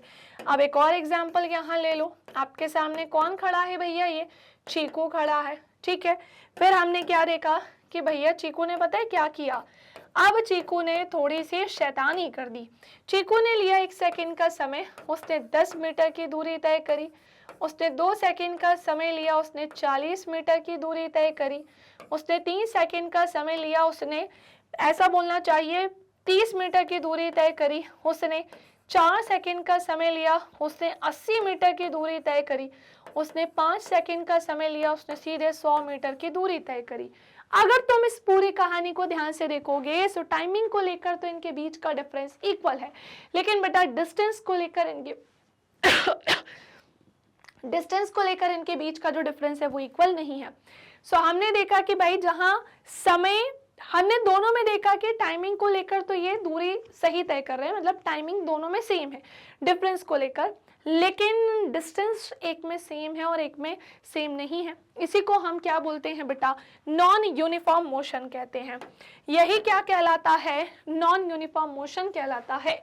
सो हमने जाना कि माना कि एक वस्तु एक सीधी सरल रेखा पर, सीधी रेखा पर चल रही है और माना पहले 1 सेकेंड में ये 50 मीटर, फिर दूसरे सेकंड में ये फिर 50 मीटर, फिर तीसरे में ये फिर 50 मीटर, चौथे सेकंड में फिर 50 मीटर की दूरी तय करती है। देन क्या होता है भाई, फिर क्या होता है, सो हमने जाना इस स्थिति में वस्तु प्रत्येक सेकंड में 50 मीटर की ही क्या कर रही है, दूरी तय कर रही है ना। क्योंकि क्या होता है, वस्तु समान समय अंतराल में समान दूरी तय करती है तो उसकी गति भी कैसी होती है, एक समान गति ही होती है। ठीक है, ध्यान रखना। वैसे तो मैंने आपको सरल इजी लैंग्वेज में लिखवा दिया है। इस तरह की गति में टाइम पीरियड कैसा होता है, छोटा। और हम दैनिक जीवन में कई बार देखते हैं कि वस्तुओं के द्वारा समान समय अंतराल में असमान दूरी तय की जाती है। उदाहरण के लिए भीड़ वाली सड़क पर जा रही कार या फिर पार्क में दौड़ रहा एक व्यक्ति, है ना, ये असमान गति के क्या है, कुछ एग्जाम्पल है। ठीक है ना, ये असमान गति के क्या है, कुछ एग्जाम्पल है। चलो एक काम करते हैं, अब गति की दर का भैया मापन ही कर लेते हैं, जिसके लिए मैं आपको कुछ चीजें एक्सप्लेन करती हूँ, है ना। दूरी और विस्थापन तो मैंने तुम्हें बता दिया, एक समान गति और असमान गति भी बता दी, लेकिन क्या तुम्हें पता है कि ये चाल क्या होती है? क्या तुम्हें पता है कि वेलोसिटी यानी कि भैया वेग क्या होता है? क्या तुम जानते हो कि दोनों में क्या डिफरेंस है? नहीं जानते तो चलो मैं तुम्हें बताती हूँ कि भैया चाल, है ना, और वेग में क्या अंतर होता है। क्या कहा मैंने कि भैया चाल और वेग में क्या अंतर होता है? तो चलो इस पे चर्चा करते हैं। ठीक है, तो बात कुछ ऐसी है भैया, एक साइड मैं क्या लिखूंगी, स्पीड लिखूंगी, है ना, एक साइड क्या लिखूंगी, स्पीड लिखूंगी, और हिंदी में जिसे हम क्या बोलते हैं, चाल। आपको पता है चाल के लिए सिंपली आपको दो चीजें पता होनी चाहिए। एक तो क्या पता होनी चाहिए, डिस्टेंस। क्लियर? अगर आपको पता है डिस्टेंस और आपको क्या पता है, टाइम, तो फिर बेटा आप वहां से क्या निकाल सकते हैं, चाल निकाल सकते हैं, है ना। हिंदी में जिसे हम क्या बोलते हैं, सो भैया अगर आपको क्या पता है, दूरी, है ना, और अगर आपको क्या पता है, टाइम यानी कि समय, तो फिर आप वहां से क्या निकाल सकते हैं, सो आप वहां से स्पीड निकाल सकते हैं। क्या निकाल सकते हैं, स्पीड निकाल सकते हैं। और स्पीड का फॉर्मूला क्या होता है, सो भैया ये होता है मीटर पर सेकेंड। ये मैंने मन से नहीं किया है, आपके सामने ही है। क्लियर? ये मैंने मन से नहीं किया है, ये आपके सामने ही है। भाई दूरी की यूनिट क्या होती है, मीटर होती है। भाई टाइम की यूनिट क्या होती है, सेकंड होती है।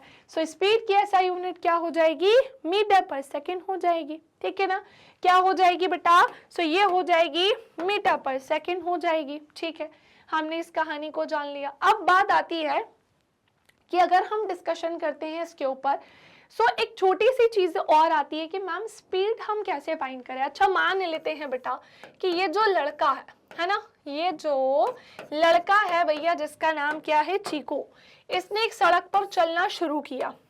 ये जो सड़क पे चलना शुरू किया, मान लेते हैं इसने 20 मीटर के डिस्टेंस को ट्रेवल किया, और ऐसा करने में इसने 5 सेकंड का क्या लिया है, समय। तो मैं तुमसे एक छोटा सा क्वेश्चन पूछ रही हूँ कि चीकू ने अगर 20 मीटर के डिस्टेंस ट्रैवल की और ऐसा करने में उसने 5 सेकंड का समय लिया है, तो आप मुझे बता दो कि चीकू की चाल क्या रही होगी। फिर क्या बोला मैंने कि चीकू की भैया स्पीड यानी कि चाल क्या रही होगी। तो आप क्या बोलेंगे कि मैम मैं बताता हूँ, क्योंकि फॉर्मूला तो ऊपर लिखा है, तो आपको पता ही होगा आपकी भैया ये क्या है, डिस्टेंस अपॉन में टाइम है। यानी कि भैया तुम्हें डिस्टेंस कितना देकर रखा है, 20 मीटर, टाइम कितना देकर रखा है, 5 सेकेंड। काटा पीटी कर दो, कितनी बार में जाएगा, 4 टाइम्स में जाएगा। दैट मीन्स इनकी जो स्पीड रही होगी वो कितनी रही होगी, 4 मीटर पर सेकेंड। यानी कि भैया चीकू ने सड़क को पार करने में इसकी स्पीड कितनी रही, 4 मीटर पर सेकेंड रही। मैम कौन सी राशि होती है ये, आप कभी भी नोटिस करना, इसके लिए डायरेक्शन की जरूरत नहीं होती। यानी ये कैसी राशि होती है, अदिश राशि, क्योंकि इसको केवल और केवल क्या चाहिए होता है, परिमाण चाहिए होता है। क्या कहा मैंने आप सभी से कि इसे केवल और केवल क्या चाहिए बेटा, परिमाण चाहिए होता है। और अगर इसके पास क्या होता है, परिमाण होता है, तो हम समझ जाएंगे कि ये कौन सी राशि हो जाएगी, तो फिर ये हो जाएगी हमारी अदिश राशि। एक और चीज होती है जिसे हम क्या बोलते हैं, वेलोसिटी। उसके पहले यहाँ पर आओ, किसी दी गई निश्चित दूरी को, है ना, तय करने के लिए अलग अलग वस्तुएं अलग अलग क्या लेती हैं भैया, टाइम लेती हैं, है ना। इनमें से कुछ जो है तेज गति से चलती है, तो बेटा कुछ कैसे चलती है, धीमे चलती है, कुछ कैसे चलती है, धीमे चलती है। और वस्तुओं की गति करने की दर कैसी हो जाती है, अलग अलग हो जाती है ना। अब अलग अलग वस्तुएं समान दर से भी गति कर सकती हैं, और वस्तु के द्वारा इकाई समय में, ध्यान से सुनना, इकाई के यहाँ पर मैं हाईलाइट कर रही हूँ क्योंकि यहाँ पर है भैया एक डेफिनेशन, यानी कि बेटा यहाँ पर क्या है, एक परिभाषा कि वस्तु के द्वारा इकाई समय में तय की गई दूरी के उपयोग से हम उस वस्तु की गति की दर को प्राप्त कर सकते हैं, जो कि उसकी क्या कहलाती है, स्पीड कहलाती है। यही उसकी क्या कहलाती है भैया, चाल कहलाती है। अरे समझे कि नहीं समझे, यही उसकी क्या कहलाती है, चाल कहलाती है। चाल का मात्रक क्या होता है, मीटर पर सेकंड होता है ना, या फिर आप ऐसे लिख सकते हैं किलोमीटर पर आवर। क्या लिख सकते हैं बेटा, तो फिर आप इसे या फिर किलोमीटर पर आवर भी लिख सकते हैं। तो बेटा किलोमीटर पर आवर समझ में आ गया ना। अब सुनो, अब बात आती है 1 मीटर पर सेकंड चिन्ह द्वारा, मतलब इसे ना कुछ ऐसे भी लिख सकते हैं, ये जो है ना 1 मीटर पर सेकंड या मीटर पर सेकंड बोल दो। जैसे हम ना जनरली क्या लिखते हैं, ऐसे लिखते हैं, तो सेम इसी चीज को अगर जैसे ये अपॉन में है तो ये ऊपर जाएगा, तो ये हम इसे इस प्रकार से भी लिख सकते हैं। जैसे मान लो कि क्या लिखा है, किलोमीटर पर आवर लिखा है, सो इसे हम कैसे लिख सकते हैं, किलोमीटर पर आवर लिख सकते हैं, या फिर सेंटीमीटर पर सेकंड लिखा है तो इसे हम क्या लिख सकते हैं, सेंटीमीटर पर सेकंड ऐसे लिख सकते हैं। कोई कंफ्यूजन, कोई समस्या, हाँ या ना? सारे बच्चे जल्दी से कमेंट करेंगे, सारी चीजें क्लियर हो गई। चलिए, तो हमने देखा चाल का एक अन्य मात्रक सेंटीमीटर प्रति सेकंड और किलोमीटर पर आवर है, और वस्तु की गति को व्यक्त करने के लिए हमें केवल उसके परिमाण की आवश्यकता होती है। यह आवश्यक नहीं है कि वस्तु की गति कैसी हो, नियत हो यानी कि कांस्टेंट। ये पॉसिबल ही नहीं है ना। अब जैसे हम अपने घर से निकले तो हम क्या सोच के निकलेंगे कि यार हमारी जो गति है ना वो कैसी होनी चाहिए, कांस्टेंट ही होनी चाहिए, यानी कि नियत ही होनी चाहिए। सो प्रैक्टिकली ये पॉसिबल है क्या? नहीं। हमारी गति बढ़ भी सकती है, घट भी सकती है, कुछ भी हो सकता है ना। सो ये आवश्यक नहीं है बेटा कि वस्तु की गति कैसी हो, नियत हो यानी कि कांस्टेंट हो। अधिकतर अवस्थाओं में वस्तुएं कैसी होती हैं, असमान गति में होंगी। क्या बोला है? अधिकतर अवस्थाओं में जो वस्तुएं होती हैं भाई वो कैसी होती हैं, असमान गति में होती हैं। कोई कंफ्यूजन, कोई डाउट? पक्का? चलिए, सो ये सारे ही पॉइंट्स मैंने आपको क्या कर दिए बेटा, क्लियर कर दिए हैं। अब आते हैं थोड़ा सा और इसे समझने के लिए। इसीलिए हम उन वस्तुओं की गति की दर को उनकी औसत चाल के रूप में क्या करते हैं, व्यक्त करते हैं। औसत चाल जिसे एक्चुअली में हम क्या बोलते हैं, सो जिसे एक्चुअली में हम बेटा एवरेज स्पीड बोलते हैं। क्या बोलते हैं? एक्चुअली में जो कि क्या कहलाती है, एवरेज स्पीड कहलाती है। सो इसीलिए हम उन वस्तुओं की गति की दर को औसत चाल के रूप में व्यक्त करते हैं। वस्तु की औसत चाल उसके द्वारा तय की गई कुल दूरी को कुल समयावधि से भाग देकर प्राप्त की जाती है।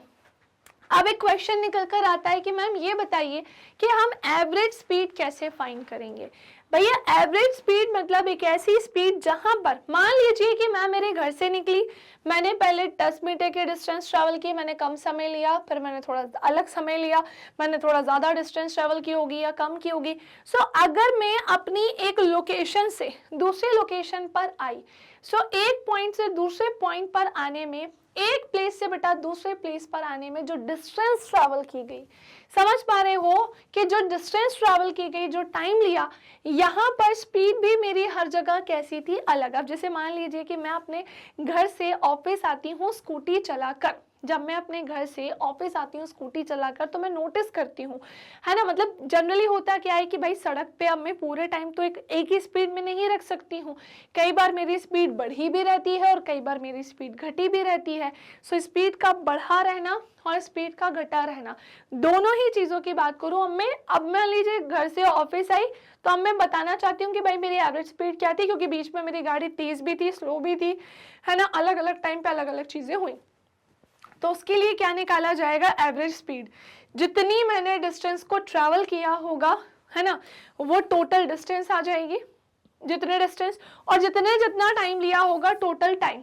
और अगर हम तय की गई कुल दूरी को, है ना, कुल लिए गए समय से भाग देते हैं, सो वहां पर हम क्या निकाल सकते हैं, सो भैया हम उसकी क्या निकाल सकते हैं, एवरेज स्पीड निकाल सकते हैं।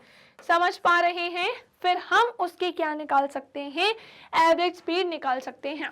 यदि एक वस्तु t समय में s दूरी तय करती है तो इसकी चाल v equals to s upon में क्या हो जाएगा बेटा, t हो जाएगा। और आइए इसे उदाहरण के द्वारा समझते हैं। एक कार 2 घंटे में 100 किलोमीटर की दूरी तय करती है तो इसकी औसत चाल क्या होगी, उसकी औसत चाल 50 किलोमीटर प्रति घंटा होगी। क्यों? क्योंकि भैया हमने क्या देखा कि इसकी डिस्टेंस कितनी थी भैया, सो हमने क्या देखा कि इसकी जो डिस्टेंस थी वो तो भैया हमारी कितनी हो जाएगी, 100 किलोमीटर, है ना। फिर हमने क्या देखा, है ना, 100 किलोमीटर की डिस्टेंस हो जाएगी। फिर हमने क्या देखा कि टाइम कितना लगा, समय कितना लगा, सो वो लगा 2 आवर का। और फिर हमने क्या देखा कि भैया फिर इसकी एवरेज स्पीड क्या होगी, सो जो इसकी एवरेज स्पीड है वो हो जाएगी 100/2, यानी कि भैया 50 किलोमीटर पर आवर हो जाएगी। और कार पूरा समय 50 किलोमीटर की चाल से नहीं चल रही है ना, नहीं चल रही होगी। सो कुछ समय ये इससे अधिक भी होगी तो कुछ समय से कम चाल भी होगी, लेकिन यस इसकी एवरेज स्पीड हम लेके चल सकते हैं कि एवरेज तो ये 50 किलोमीटर पर आवर तो इसका रहा ही होगा। ठीक है ना। चलो अब एक और पॉइंट यहाँ निकल के आता है कि मैम ठीक है, आपने हमें स्पीड समझाई, हमें स्पीड तो समझ में आ गई, लेकिन एक बात बताइए कि फिर ये मैम डायरेक्शन क्या होती है, मतलब दिशा के साथ स्पीड का कोई कनेक्शन है क्या? बिल्कुल है बेटा, दिशा के साथ स्पीड का डायरेक्ट कनेक्शन होता है, और वो क्या होता है? सो ध्यान से सुनो।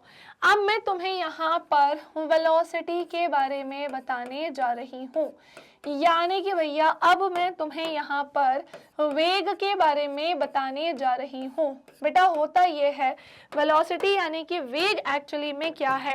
सो वेलोसिटी यानी वेग समय के साथ परिवर्तन की दर, समय के साथ ऐसा बोलना चाहिए विस्थापन बटा समय, है ना, सिंपल सी बात है।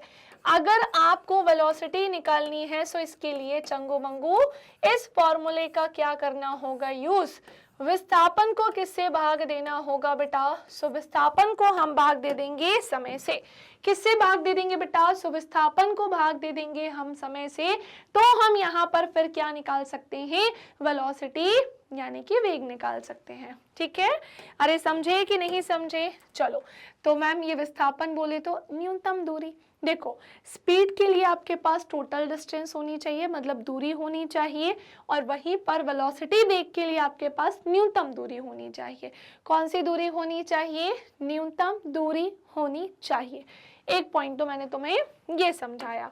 अच्छा, अब ध्यान से सुनेंगे बेटा, जब बात आती है, किस चीज की बात आती है कि हम विस्थापन या समय को लेकर बात कर रहे हैं, तो मैम ये बताइए वेलोसिटी में तो हमें अगर विस्थापन मिल रहा है और ये तो मैम इसके लिए डायरेक्शन चाहिए, यानी ये एक सदिश राशि होती है, तो वेलोसिटी भी कौन सी राशि हो जाएगी बेटा? सो ये है, हो जाएगी सदिश राशि। कौन सी राशि? सदिश राशि, यानी कि बेटा एक ऐसी राशि जिसके लिए क्या इंपॉर्टेंट होती है? सो जिसके लिए इंपॉर्टेंट होती है डायरेक्शन, यानी कि भैया जिसके लिए क्या इंपॉर्टेंट है? सो जिसके लिए इंपॉर्टेंट होती है क्या बेटा? दिशा। एंड इसी के साथ मैं आपको बताना चाहती हूँ कि भैया जैसे वेलोसिटी या वेग की बात करते हैं, ये विस्थापन बटा क्या होता है? समय होता है। ठीक है, अच्छा अब मैं एक पॉइंट और बताऊँ आपको, और वो बताइए क्या है? जैसे कि मैम इसकी एसआई यूनिट क्या हो जाएगी बेटा? डिस्प्लेसमेंट की कितनी थी? मीटर। टाइम की क्या है? सेकंड। तो ये बताए क्या हो जाएगी? मीटर पर सेकंड हो जाएगी। समझ पा रहे हो? वेलोसिटी की क्या है, वेग की क्या है, मतलब वेग का फॉर्मूला विस्थापन बटे समय है, यानी ये मीटर पर सेकंड होगा, जिसे हम कुछ इस प्रकार से भी लिख सकते हैं, कुछ इस प्रकार से भी जिसे हम लिख सकते हैं। Any confusion, any doubt? चलो इसे और समझते हैं। सो किसी वस्तु की गति की दर, है ना, देखो अभी कितना सारा इसमें बहुत कुछ है पढ़ने के लिए, तो है ना, बहुत सारी चीजें हैं, फिर ग्राफीय प्रदर्शन भी अभी हम इसका देखेंगे। सो किसी वस्तु की गति की दर और भी अधिक व्यापक हो सकती है अगर हम चाल के साथ साथ उसकी डायरेक्शन को भी क्या कर दें? व्यक्त कर दें।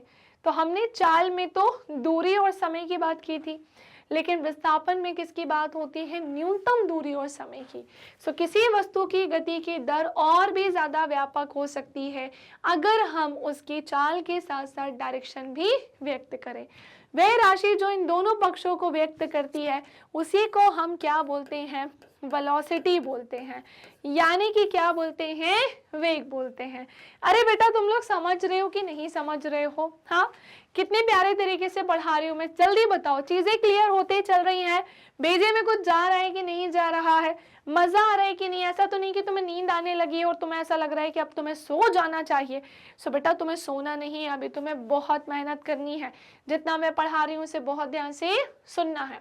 सो किसी वस्तु की गति की दर और भी अधिक व्यापक हो सकती है अगर हम उसकी चाल के साथ साथ दिशा को भी व्यक्त करें। वह राशि जो इन दोनों पक्षों को व्यक्त करती है उसे क्या कहा जाता है? वेग। अतः एक निश्चित दिशा में चाल को क्या कहते हैं हम? एक निश्चित दिशा में चाल को वेग यानी कि वेलोसिटी कहते हैं। किसी वस्तु का वेग समान या असमान दोनों ही हो सकता है। आपको पता है वेलोसिटी भी कैसी हो सकती है? दो हो सकती है, एक होती है एक समान वेग और एक होता है असमान वेग। समझ पा रहे हो? एक मैंने आपसे क्या बोला है? एक समान वेग होता है और दूसरा क्या होता है? असमान वेग होता है। ये वस्तु की चाल, गति की दिशा या दोनों के परिवर्तन के साथ चेंज हो जाती है, यानी कि भैया परिवर्तित हो जाती है। जब एक वस्तु सीधी रेखा में बदलती हुई चाल के साथ गति कर रही है तो फिर इसके गति की दर की परिमाण को औसत वेग के द्वारा व्यक्त किया जाता है। इसकी गणना औसत चाल की गणना के बराबर ही होती है, समान ही होती है। यदि वस्तु का वेग समान रूप से परिवर्तित हो रहा है तब दिए गए प्रारंभिक वेग और बेटा फिर अंतिम वेग के अंकगणितीय माध्य के द्वारा आप एवरेज वेलोसिटी को प्राप्त कर सकते हो। क्या निकाल सकते हो? फिर वहां से एवरेज वेलोसिटी फाइंड कर सकते हो। आप ध्यान से सुनो, यहाँ कहानी में थोड़ा सा ट्विस्ट है। अब यहाँ पर बेटा कहानी में थोड़ा सा ट्विस्ट है, कहानी में थोड़ा सा चेंज है। एंड कहानी में चेंज ये है कि जैसा कि आप यहाँ देख पा रहे हैं, गति की दर का मापर, measuring the rate of motion, है ना। हमने क्या देखा? Measuring the rate of motion. So average velocity कैसे निकालेंगे? इनिशियल एंड फाइनल वेलोसिटी को ऐड करके। सो जब हमने इनिशियल वेलोसिटी एंड बेटा हमारी जो फाइनल वेलोसिटी थी उसे ऐड किया और फिर हमने किससे डिवाइड किया? 2 से, तो हम क्या निकाल सकते हैं? एवरेज वेलोसिटी निकाल सकते हैं। यानी u प्लस वी अपॉन में 2 करने से हम क्या निकालेंगे? Average velocity. सो एक्चुअली में ये हमें क्या बता रहा है? Average velocity. u आप जानते हैं इनिशियल वेलोसिटी, यानी कि भैया ये हमारा क्या है? सो ये हमारा हो जाएगा प्रारंभिक वेग होगा, है ना। ये हमारी इनिशियल वेलोसिटी यानी कि प्रारंभिक वेग है और ये भी हमारा क्या हो जाएगा? फाइनल वेलोसिटी, वस्तु का अंतिम वेग है। चाल तथा वेग दोनों का मात्रक सेम ही होता है।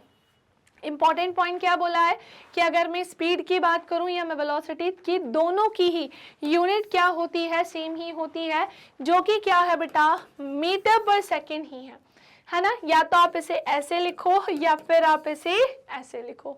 समझ पा रहे हो कि नहीं समझ पा रहे हो?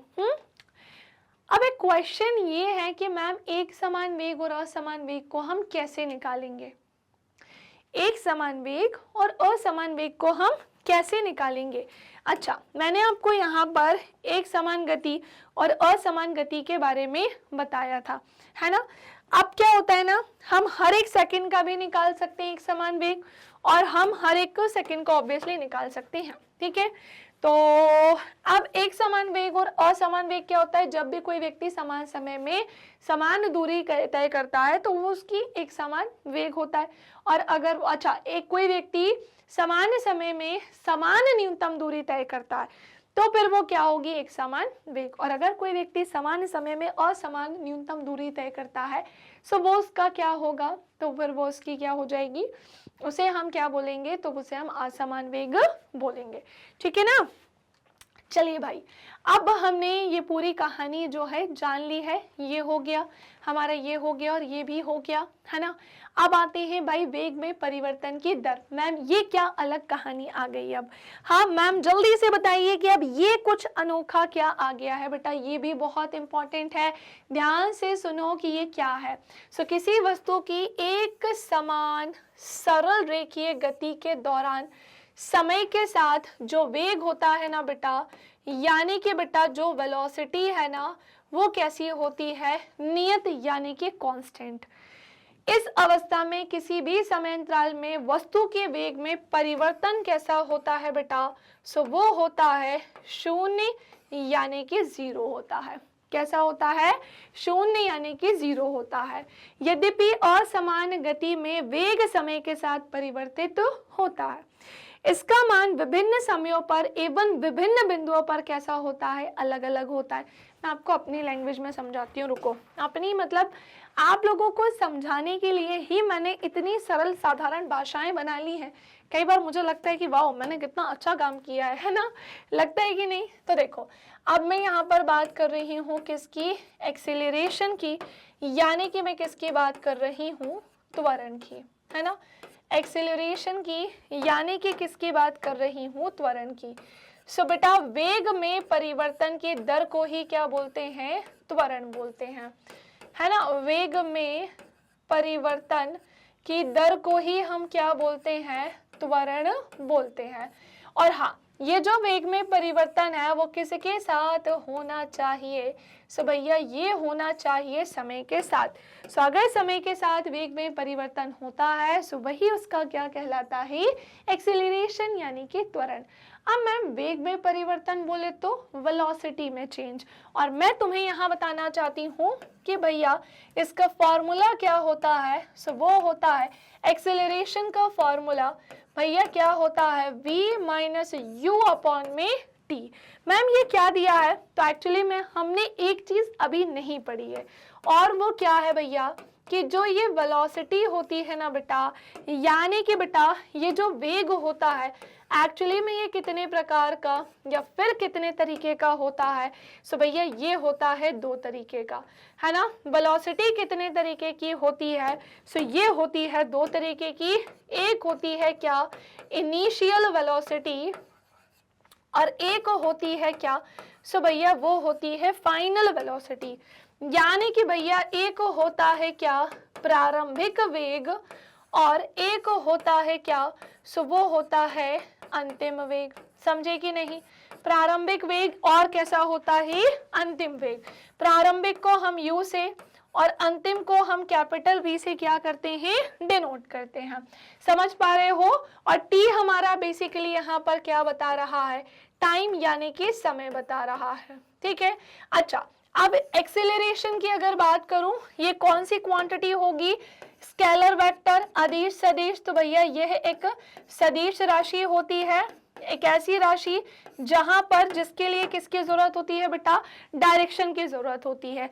जहां पर जिसके लिए किसकी आवश्यकता होती है? डायरेक्शन की रिक्वायरमेंट होती है, डायरेक्शन की आवश्यकता होती है।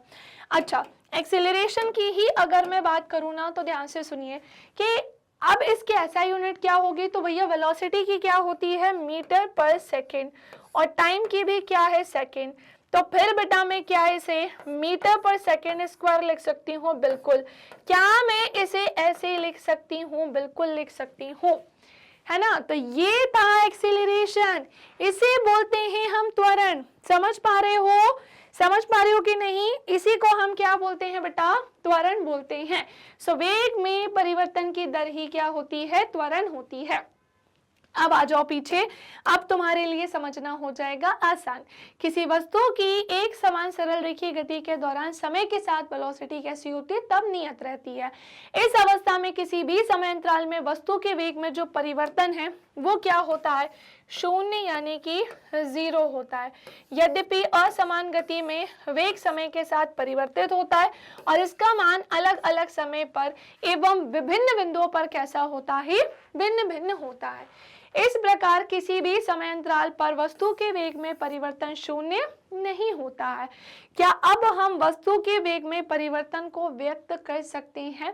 क्या हम वेलोसिटी को लेकर अगर बात करते हैं तो उनमें चेंज हो सकता है? बिल्कुल हो सकता है ना।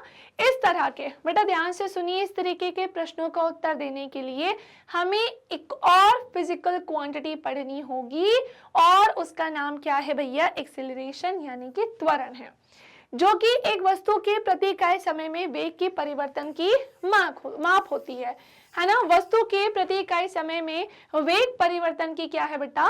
माप है। त्वरण क्या होता है? सो भैया वेग में परिवर्तन को लिए गए समय से भाग देने से हम क्या निकाल सकते हैं? त्वरण। और यदि किसी एक वस्तु का वेग प्रारंभिक वेग u से t समय अंतराल में बदलकर v हो जाता है तो त्वरण क्या होता है? So a is equals to v minus u upon में क्या होता है बेटा? t होता है। ओके, कोई कंफ्यूजन? चलिए बेटा जल्दी से अब इसका क्या ले लीजिए? स्क्रीनशॉट। फटाफट से इसका एसएस ले लेंगे प्लीज। तो बेटा फटाफट से अब हम आगे बढ़ते हैं, और मैं आपको बताने जा रही हूँ कि अब जैसे हमने जान तो लिया एक्सीलरेशन त्वरण के बारे में, तो ध्यान से सुनो। इस प्रकार की गति को ही बेसिकली क्या कहा जाता है? त्वरित गति कहा जाता है। और यदि त्वरण वेग के डायरेक्शन में हो रहा होता है तो इसे हम धनात्मक मान लेते हैं, और यदि यह वेग के विपरीत दिशा में हो रहा होता है ना, तो इसे हम ऋणात्मक त्वरण कहते हैं। तो क्या ये सच में पॉसिबल है कि एक्सीलरेशन पॉजिटिव नेगेटिव दोनों ही होते हैं? क्या क्या हो सकते हैं? सो मेरी बात ध्यान से सुनिएगा। एक्सीलरेशन यानी कि जो त्वरण है ना बेटा, एक्सीलरेशन यानी कि जो त्वरण है भाई वो पॉजिटिव भी होता है, वो नेगेटिव भी होता है, एंड वेरी इंपॉर्टेंट वो शून्य यानी कि जीरो भी होता है। क्लियर? कि ये शून्य यानी कि 0 भी होता है। सो यदि त्वरण वेग की दिशा में है तो इसे धनात्मक लिया जाता है, यानी कि भैया इसे पॉजिटिव लिया जाता है। इसे क्या लिया जाता है? पॉजिटिव लिया जाता है।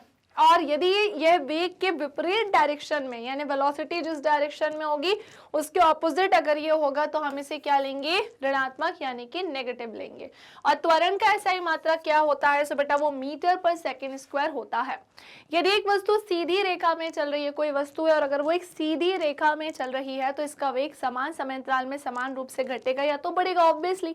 तो वस्तु का त्वरण भी एक समान त्वरण कहा जाएगा। आपको पता है त्वरण भी एक समान हो सकता है और असमान हो सकता है, दोनों ही हो सकते हैं। अभी मैं आपको समझाती हूँ कैसे। स्वतंत्र रूप से गिर रही एक वस्तु की गति एक समान त्वरित गति का यहाँ पर क्या बताया है? एग्जाम्पल। अब होता यह है बेटा, जैसे मैं तुमको एक बात बताती हूँ, समझना, ध्यान से सुनना। मैं यहाँ पर हेडिंग डाल रही हूँ त्वरण, और जिसे हम इंग्लिश में क्या बोलते हैं? सो इंग्लिश में ये कहलाता है एक्सीलरेशन। ये जो एक्सीलरेशन है बेसिकली ये कितने प्रकार का होता है? सो ये होता है 2 प्रकार का, है ना। सो ये कितने प्रकार का होता है? ये होता है 2 प्रकार का। एक होता है क्या? एक समान त्वरण, क्लियर। एक होता है क्या? एक समान त्वरण। और दूसरा क्या होता है? असमान त्वरण। असमान त्वरण, क्लियर। सो अब बात ऐसी है कि एक समान त्वरण और असमान त्वरण की अगर जब बात आती है तो मैम दोनों में क्या डिफरेंस होता है? तो जब वेलोसिटी या तो घट ही रही हो या तो बढ़ ही रही हो, लेकिन समान तरीके से, है ना, समान तरीके से, तो और समय के साथ, तो जब भी समय के साथ, है ना, समान समय में, है ना, जब भी कोई वस्तु समान समय में, क्या बोला मैंने? जब भी कोई वस्तु समान समय में भैया अगर वो समान वेग से चलती है, अगर जब भी कोई वस्तु समान समय में समान वेग से या तो घटती है या तो बढ़ती है, उसी को हम क्या कहते हैं? एक समान त्वरण बोलते हैं। और यदि कोई वस्तु समान समय में, बेटा ध्यान से सुनिएगा, अगर कोई वस्तु समान समय में असमान वेग से चलती है, क्लियर, असमान वेग से चलती है, तो फिर हम उसे क्या कहते हैं? तो हम उसे असमान त्वरण बोलते हैं। सो बेसिकली टाइम दोनों के लिए कैसा होगा? टाइमिंग को लेकर इनके बीच का डिफरेंस इक्वल होना चाहिए, लेकिन वेलोसिटी अगर समान रूप से या तो घट ही रही होगी या फिर वेलोसिटी समान रूप से या तो बढ़ ही रही होगी तो ही हम उसे एक समान त्वरण कहेंगे। और वहीं पर अगर वेलोसिटी घट बढ़ रही होगी असमान तरीके से, दैट मीन्स बहुत ज़्यादा बढ़ रही होगी, दैट मीन्स बहुत ज़्यादा घट रही होगी, तो उसी को हम क्या कहते हैं? असमान त्वरण कहते हैं, क्लियर। सो ये थी छोटी सी कहानी जो मुझे आपको बतानी थी। इसका बेस्ट एग्जाम्पल है स्वतंत्र रूप से गिर रही एक वस्तु की गति को हम एक समान त्वरित गति का उदाहरण ले सकते हैं, ठीक है। दूसरी ओर एक वस्तु असमान त्वरण से चल रही होती है तो उसका वेग असमान रूप से बदलता है, बिल्कुल, है ना। वेलोसिटी में डिजास्टर चेंज आता है, डिजास्टर चेंज बोल दो, बड़ा चेंज बोल दो, बोल सकते हैं। उदाहरण के लिए यदि एक कार सीधी सड़क पर चलते हुए समान समयांतराल में असमान दर से चाल को परिवर्तित करती है तो कहा जाता है कि भैया कार असमान त्वरण के साथ क्या है? गतिमान है। That's it, यहाँ पर होता है ये फिनिश। नाउ अब हम आते हैं गति का ग्राफीय प्रदर्शन जानने के लिए, यानी कि ग्राफिकल रिप्रेजेंटेशन ऑफ मोशन। ये हम इसका क्या करते हैं? डिस्कस करते हैं। तो ध्यान से सुनेंगे। कई घटनाओं के बारे में मूल जानकारी सुविधाजनक, जैसे कई बार क्या होता है हम सुनते हैं वेलोसिटी टाइम ग्राफ है, कई बार ऐसा होता है हम सुनते हैं कि भैया वेलोसिटी टाइम ग्राफ के साथ साथ डिस्टेंस टाइम ग्राफ है, जनरली हम ये चीज़ सुनते हैं। सो कई घटनाओं के बारे में मूल जानकारी सुविधाजनक विधि से ग्राफ द्वारा प्रदर्शित की जा सकती है। उदाहरण के लिए किसी एक दिवसीय क्रिकेट मैच के प्रसारण में किसी टीम के द्वारा प्रत्येक ओवर में बनाए गए रनों की दरों को प्रायः हम ऊर्ध्वाधर बार ग्राफ में दिखा सकते हैं, बिल्कुल दिखा सकते हैं। जैसा कि आपने गणित में पढ़ा है कि एक सरल रेखीय ग्राफ की सहायता से दो चर युक्त रैखिक समीकरण का हल ज्ञात किया जा सकता है, और किसी वस्तु की गति को दर्शाने के लिए एक रेखीय ग्राफ की आवश्यकता होती है। इस स्थिति में रेखा ग्राफ किसी एक भौतिक राशि पर निर्भरता को दर्शाता है, जैसे दूरी या वेग का दूसरी राशि पर, जैसे समय पर, क्लियर। तो मैं आपको सिंपली समझाती हूँ। एक पॉइंट पहले तो मैं क्लियर करती हूँ, देन हम इस पर मूव करेंगे। बेसिकली जो मैं आपको ग्राफ पढ़ाने जा रही हूँ बेटा, बेसिकली जो मैं आपको यहाँ पर ये जो ग्राफ है ये पढ़ाने जो जा रही हूँ, बेसिकली मैं जो ये ग्राफ आपको पढ़ाने जा रही हूँ इसके बारे में अगर मैं बात करूँ तो, है ना, इसके बारे में अगर मैं बात करूँ तो ये रहा ये हमारा ग्राफ। ओके, सो ये हमारा क्या हो जाएगा, एक्स अक्ष होगा, है ना, ये हमारा क्या होता है, ग्राफ का एक्स अक्ष होता है, ठीक है। और भैया ये हमारे ग्राफ का वाई अक्ष होता है। कौन सा अक्ष होता है, वाई अक्ष होता है। सो ये हमारा एक्स अक्ष है, ये हमारा क्या होगा, वाई अक्ष होगा। तो पता है होता क्या है, यहाँ पर इस वाले सेक्शन में बेटा आपको हमेशा क्या मिलेगा, टाइम यानी कि समय मिलेगा, ठीक है ना। इस वाले सेक्शन में आपको हमेशा क्या मिलेगा, टाइम यानी कि समय मिलेगा, ठीक है। और ऊपर वाले सेक्शन में या तो भैया आपको डिस्टेंस मिलेगा, है ना, या तो आपको क्या मिलेगा, डिस्प्लेसमेंट मिलेगा, या तो फिर बेटा आपको क्या मिलेगी, वेलोसिटी मिलेगी। क्लियर, या तो फिर आपको क्या मिलेगी, वेलोसिटी यानी कि वेग। हमेशा ऐसे ही होता है, हमेशा ऐसे ही होता है। कभी भी ग्राफ ऐसा नहीं बनेगा कि तुम्हारी वेलोसिटी यहाँ पर आ जाए या फिर टाइम उधर चला जाए, नहीं। हमेशा डिस्टेंस, डिस्प्लेसमेंट या वेलोसिटी यानी कि बेटा दूरी, विस्थापन और वेग इस ही सेक्शन में होंगे और समय हमेशा कहाँ होगा, इस वाले सेक्शन में मिलेगा। ओके, सो नाउ ध्यान से सुनिएगा, दूरी समय ग्राफ के बारे में मैं आपको एक चीजें बताती हूँ और ये एक सरल सीधी रेखा में ही क्यों चल रही है इसे भी मैं डिस्कस करती हूँ। समय के साथ किसी वस्तु की स्थिति परिवर्तन को एक सुविधाजनक पैमाना अपनाकर दूरी समय ग्राफ के द्वारा हम व्यक्त कर सकते हैं। बिल्कुल सही बोला है। इस ग्राफ में समय को एक्स अक्ष, ये रहा आपका एक्स अक्ष टाइम के अकॉर्डिंग, और ये हमारा वाई अक्ष है, इसके थ्रू बताया गया है। एक्स अक्ष पर हमने क्या जाना भैया, टाइम है, और वाई अक्ष पर हमने क्या जाना, वो हमारी डिस्टेंस यानी कि दूरी है ना। एक्स अक्ष पर क्या हो जाएगा, टाइम, और वाई अक्ष पर क्या होगा, दूरी।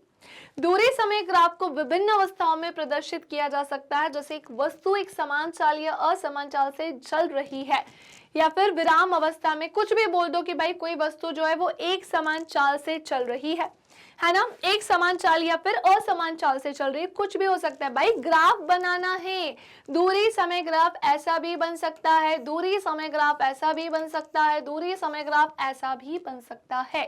समझ पा रहे हो, अलग अलग तरीके से बन सकता है। दूरी समय ग्राफ को विभिन्न अवस्थाओं में प्रदर्शित किया जा सकता है, जैसे वस्तु का एक समान चाल या फिर असमान चाल से चल रही है, या फिर विराम अवस्था में है, रेस्ट में, इत्यादि। हम जानते हैं कि जब कोई वस्तु समान दूरी समान समय अंतराल में तय करती है तब इसकी चाल भी कैसी होती है बेटा, एक समान ही होती है। मैंने क्या बोला कि भैया जब भी कोई वस्तु, मैंने आपसे क्या बोला कि जब भी कोई वस्तु समान समय में, है ना, जब भी कोई वस्तु समान दूरी समान समय अंतराल में तय करती है तो हम क्या बोलेंगे कि वो एक समान चाल से चल रही है। मैम इसका मतलब क्या है, अरे इसका मतलब ये है कि आप इसकी एक सरल सीधी रेखा तब बता जब आपको कुछ चीजें पता हो। जैसे ध्यान से सुनिएगा, ये रहा, मान लेते हैं दूरी समय ग्राफ, इसी को ले लेते हैं, कहीं जाना क्यों है, इसी को ले लेते हैं, कहीं जाना क्यों नहीं भाई, अलग से बनाओ इसको, इसी में नहीं पढ़ रहे हैं हम, अलग से प्यारा सा सुंदर सा एक ग्राफ मैं आपको बनाकर बताती हूँ, ठीक है ना। तो ये मैंने इसका एक्स अक्ष ये बना दिया, है ना। सुनो, हमने पहले प्रॉपर अच्छे से बनाते हैं, एक सरल सीधी रेखा मैं आपको एक्सप्लेन करती हूँ। ये हमारा एक्स अक्ष हो जाएगा, एक्स एक्सिस जिसे हम बोलते हैं, और ये हमारा वाई एक्सिस हो जाएगा, जिसे हम क्या बोलते हैं, वाई अक्ष बोलते हैं, ठीक है ना। सिंपली बात ऐसी है कि अगर हम बात करते हैं एक्स और वाई अक्ष को लेकर, होता यह है कि सबसे पहली चीज तो मान लेते हैं कि कोई व्यक्ति है, उसने 1 सेकंड का समय लिया और भैया उसने 10 मीटर की दूरी तय करी, फिर उसने अगले सेकंड का समय लिया, उसने फिर 10 मीटर की दूरी तय करी, फिर उसने 3 सेकंड का समय लिया और उसने फिर 10 मीटर की दूरी तय करी, फिर उसने 4 सेकंड का समय लिया और उसने फिर 10 मीटर की दूरी तय करी।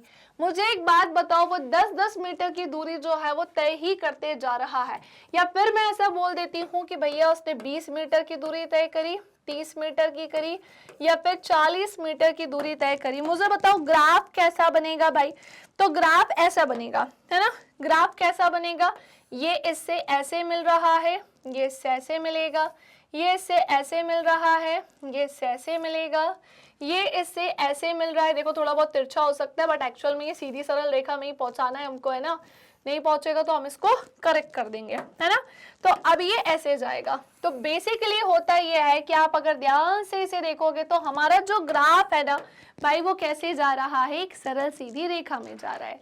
हमारा जो ग्राफ है वो एक ऐसे सरल सीधी रेखा में जा रहा है। तो जब भी कोई क्या बोला जा रहा है यहाँ पर बेटा? सो यहाँ बोला जा रहा है कि जब कोई वस्तु जो है समान दूरी को समान समय अंतराल में तय करता है, यानी कि दूरी भी समान है, टाइमिंग को लेकर डिफरेंस भी इक्वल है, तो इसी को हम क्या बोलते हैं? एक समान चाल बोलते हैं। यही क्या कहलाती है? एक समान चाल कहलाती है। क्लियर? इसी को हम क्या बोलेंगे बेटा? एक समान चाल बोलेंगे। ठीक है, समझे कि नहीं समझे? तो एक समान चाल से गतिमान किसी वस्तु का दूरी समय ग्राफ कुछ इस प्रकार से होगा। नाउ नेक्स्ट आते हैं अब हम अगली कहानी की तरफ। वस्तु के द्वारा तय की गई दूरी लिए गए समय के समानुपाती है, यानी कि प्रोपोर्शनल है। इसका मतलब क्या है भैया? जो डिस्टेंस है ना, यानी कि जो दूरी है ना बेटा, ध्यान से सुनो, है ना। चंगू मंगू दूरी जो है वो प्रोपोर्शनल है किसके? टाइम के, यानी कि समय के। देखो अगर इसका मतलब ये हुआ कि अगर टाइमिंग बढ़ रही है ना, या फिर कहना चाहिए दूरी बढ़ेगी तो समय भी ज्यादा लगेगा, और अगर दूरी कम है तो फिर समय भी कैसा होगा? कम लगेगा। ओके, सो इस प्रकार एक समान चाल के लिए समय के साथ तय की गई दूरी ग्राफ जो है वो एक सरल सीधी रेखा में है, क्योंकि ये एक समान चाल से चल रही है। और फिर हमने जाना कि ये चित्र आपके सामने है। ग्राफ का ओबी भाग हमें ये बताता है, ओबी भाग हमें क्या बताता है? कि दूरी एक समान दर से बढ़ रही है। और यदि आप y अक्ष पर विस्थापन का परिमाण तय की गई दूरी के बराबर लेते हैं तो आप एक समान चाल के स्थान पर एक समान वेग पथ पर भी इसका प्रयोग कर सकते हैं। हम दूरी समय ग्राफ का प्रयोग वस्तु की चाल ज्ञात करने के लिए करते हैं। आपको पता है इसका मतलब क्या है? अब मुझे एक बात बताओ, अगर मैं एक सेकंड के लिए बात करती हूँ कि एक सेकंड में व्यक्ति ने 10 मीटर की दूरी तय करी, एक सेकंड में व्यक्ति ने 10 मीटर की दूरी तय करी, तो बेसिकली वो क्या पॉइंट कर सकता है? तो सुनो, उसके पास क्या था? उसके पास है भैया दूरी, है ना, और उसके पास क्या है? समय है। अगर उसके पास दूरी बटा समय है तो वो एक्चुअली में क्या फाइंड कर सकता है? स्पीड यानी कि चाल। सो एक्चुअली में क्या निकाल सकता है वो भैया? स्पीड यानी कि चाल निकाल सकता है। तो हम दूरी समय ग्राफ का प्रयोग वस्तु की चाल यानी कि भैया उसकी जो स्पीड है ना वो ज्ञात करने के लिए कर सकते हैं। और ऐसा करने के लिए चित्र 7.3 में दिए गए दूरी समय ग्राफ के लिए भाग ए बी को आप ले सकते हैं। सो भाग अगर हम ए बी को लेते हैं, है ना, भाग अगर हम ए बी को लेते हैं तो बिंदु ए से एक्स अक्ष के पैरेलल, बिंदु ए की अगर मैं बात करती हूँ और एक्स अक्ष के अगर हम पैरेलल इसको लेकर चलते हैं, सो एक रेखा तथा बिंदु बी से वाई अक्ष के समांतर एक रेखा खींचने को कहा जा रहा है। और ये दोनों रेखाएं बिंदु सी पर मिलकर एक त्रिभुज बनाती हैं। और उस त्रिभुज की अगर मैं बात करती हूँ, यहाँ पर ये इस त्रिभुज की बात कर रही है। किसकी? इस त्रिभुज की बात की जा रही है। और अब ग्राफ पर अगर हम एसी समय अंतराल T2 T1 को बताते हैं, किसको बताते हैं? ये रहा T2 को, ये रहा T1, है ना। ये वाला सेक्शन अगर हम देखें, ये T2 है, ये T1 है। तो जबकि बी और सी की अगर हम बात करते हैं, है ना, तो ये हमारा S2 S1 को बताता है। हम ग्राफ से देख सकते हैं कि वस्तु ऐसे बिंदु तक जाने में T2 T1 तथा समय और S2 S1 दूरी तय करती है। तो वस्तु की चाल क्या हो सकती है भैया? चाल कैसे निकालोगे आप भैया? फाइनल में से इनिशियल माइनस करोगे, मतलब सेकंड वाले में से फर्स्ट वाले को माइनस करोगे। हम त्वरित गति के लिए भी दूरी समय ग्राफ अंकित कर सकते हैं। सारणी 7.21 कार के द्वारा 2 सेकंड में के समय अंतराल में तय की गई दूरियों को प्रदर्शित करती है।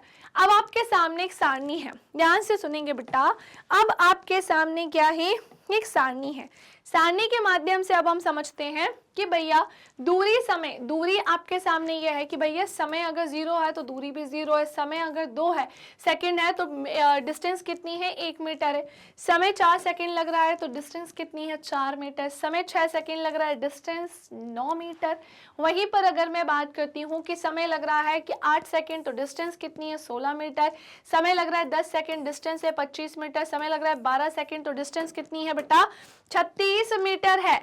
अरे समझ पा रहे हो कि नहीं समझ पा रहे हो? हाँ बेटा क्या होता है ना, सारी चीजें तुम्हें समझ में तो आ गई हैं, सब कुछ अच्छे से क्लियर हो गया है ना। तो तय की गई दूरी का समय यहाँ पर बताया है और दूरी भी यहाँ पर बताई गई है। ओके चलो आगे की तरफ बढ़ते हैं। कार की गति के लिए दूरी समय ग्राफ जो है वो चित्र 7.4 में दर्शाया गया है। ये रहा आपके सामने ग्राफ, जहां पर ये ग्राफ स्पेसिफिकली विशिष्ट रूप से, प्रमुख रूप से किसका है, दूरी और समय का है। सो असमान चाल से गतिमान किसी कार का दूरी समय ग्राफ ये आपको यहाँ पर प्रदर्शित हो रहा है। लेकिन अब आप सोच रहे होंगे कि मैम ये असमान चाल से क्यों है, क्योंकि आप इसका ग्राफ देखो ना, ग्राफ किस तरह से जा रहा है। पहली बात तो हमने देखा कि जो ग्राफ है वो सीधा तो जा नहीं रहा, क्योंकि एक समान वाले, हमने जो अभी ग्राफ एक समान चाल से गतिमान किसी कार का दूरी समय ग्राफ देखा। या फिर अगर मैं आपसे बोलूं कि अगर ये एक स्ट्रेट लाइन में होता, अगर एक समान चल रही होती, तो आपको पता है कि एक स्ट्रेट लाइन में क्या होती है, गति होती है, वो भी डिपेंड करता है सिचुएशन के, कंडीशन के ऊपर। लेकिन हमने यहाँ पर क्या देखा कि यहाँ पर जो चाल है वो कैसी है भैया, है ना, नॉन यूनिफॉर्म है, यानी कि असमान है, असमान है, जिसके कारण दूरी समय ग्राफ जो है वो हमें कुछ इस तरीके का दिखाई दे रहा है ना। सो ध्यान देखिए, इस ग्राफ की आकृति जो है वो चित्र 7 चित्र में दिए गए ग्राफ से कैसी है बेटा, भिन्न है, यानी कि अलग है। सो ये रहा हमारे सामने चित्र 7.3। हाँ बिल्कुल डिफरेंट है ना। यहाँ पर दूरी समय ग्राफ जो है ना भाई, वो एक समान चाल से यहाँ पर गति हो रही थी, मतलब चाल और टाइमिंग के बीच का जो डिस्टेंस था वो कैसा था बच्चे, यूनिफॉर्म था, नॉन यूनिफॉर्म नहीं था। और वहीं पर अगर मैं आपसे बात करती हूँ किसे लेकर, 7.4 इमेज को लेकर, जो कि आपके सामने, तो यहाँ डिस्टेंस टाइम ग्राफ जो है भाई वो कैसा है, नॉन यूनिफॉर्म है।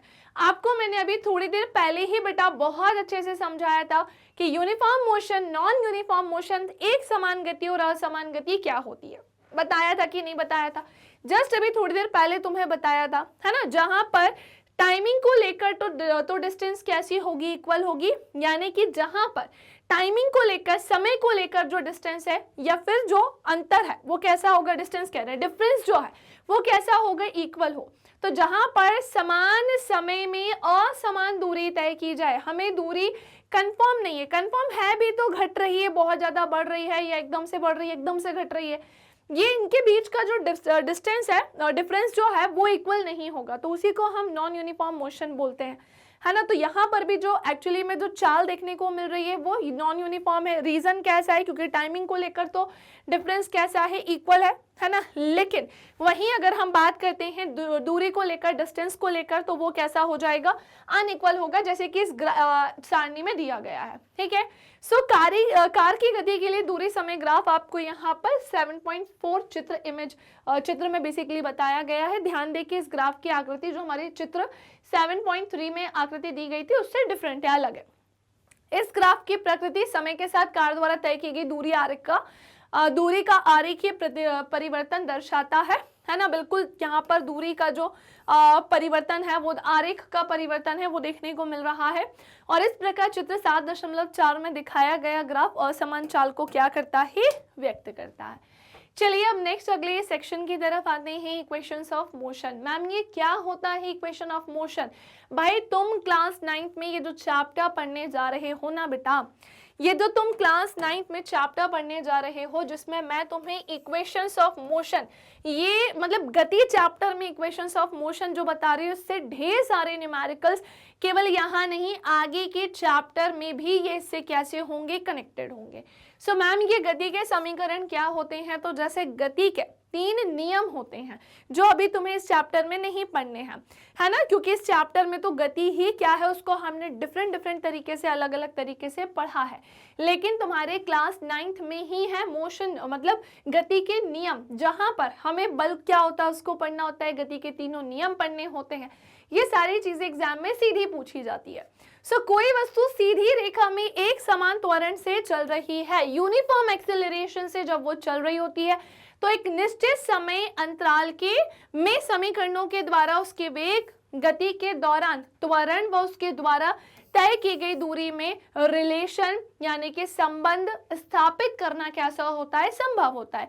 इन्हीं को हम गति के समीकरण के नाम से जानते हैं। गति के कुल 3 समीकरण होते हैं। चलो मैं एक काम करती हूँ, एक एक करके तुम्हें गति के तीनों समीकरण के बारे में क्या करती हूँ बेटा, समझाती हूँ, है ना। तो मैं यहाँ पर तुम्हें गति के 3 समीकरण बताने जा रही हूँ, है ना, गति के समीकरण बताने जा रही हूँ, जो कि एक्चुअली में कितने होते हैं, 3 होते हैं। अब मैं यहाँ पर फर्स्ट इक्वेशन जो है वो लिख रही हूँ, और वो फर्स्ट इक्वेशन क्या होती है बेटा, फर्स्ट इक्वेशन हमसे कहती है v is equals to u plus AT। Ma'am ये क्या है? बेटा इतनी देर से पढ़ाई कर रहे हो तुम, अब तक तो सीख गए होगे v बोले तो आपकी क्या हो जाएगी, वेलोसिटी, लेकिन कौन सी है बेटा, फाइनल वेलोसिटी। ये तुम्हारी कौन सी वेलोसिटी हो जाएगी बेटा, ये तुम्हारी फाइनल वेलोसिटी हो जाएगी, है ना। एंड u तुम्हारी कौन सी वेलोसिटी हो जाएगी बेटा, वो तुम्हारी इनिशियल वेलोसिटी हो जाएगी। क्लियर? चलो मैम इसे हिंदी में क्या बोलते हैं, तो चलो हिंदी में देख लो। v तुम्हारा क्या हो जाएगा बेटा, अंतिम वेग होगा, और वही u तुम्हारा क्या हो जाएगा, ये तुम्हारा होगा बेटा प्रारंभिक वेग। कौन सा वेग हो जाएगा, ये तुम्हारा होगा बेटा प्रारंभिक वेग।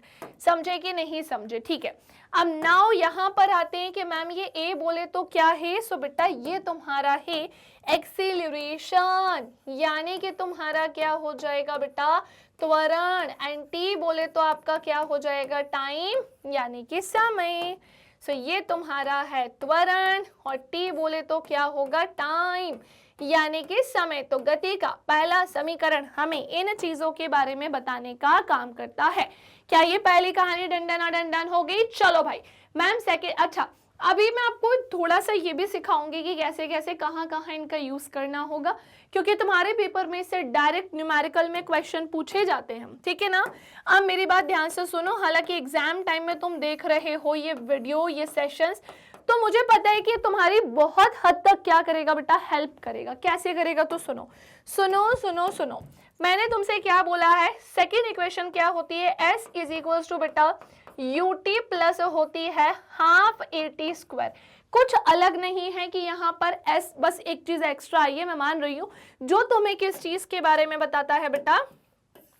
s तुम्हारा यहाँ किस चीज का काम कर रहा है, वेरी वेरी वेरी इंपॉर्टेंट, ये यहाँ पर काम कर रहा है डिस्टेंस का, ये यहाँ काम कर रहा है डिस्प्लेसमेंट का, या फिर ये तुम्हारी पोजीशन यानी कि बेटा स्थिति बताने का भी क्या कर रहा है भाई, काम कर रहा है। ये तुम्हारी पोजीशन यानी स्थिति बताने का भी बेटा क्या कर रहा है, काम। बाकी तो सब वही है। u तुम्हारा प्रारंभिक वेग हो जाएगा, t तुम्हारा टाइम हो जाएगा, a तुम्हारा एक्सेलरेशन होगा। नाउ लास्ट आते हैं कि मैम हमारी ये थर्ड इक्वेशन हमसे क्या कहती है। बेटा ध्यान से सुनो, थर्ड इक्वेशन हमसे क्या कहती है, ये हमसे कहती है कि भाई हमारा जो s होता है ना, क्या होता है भाई, हम यहाँ लिख रहे हैं 2as is equals to v square minus u square.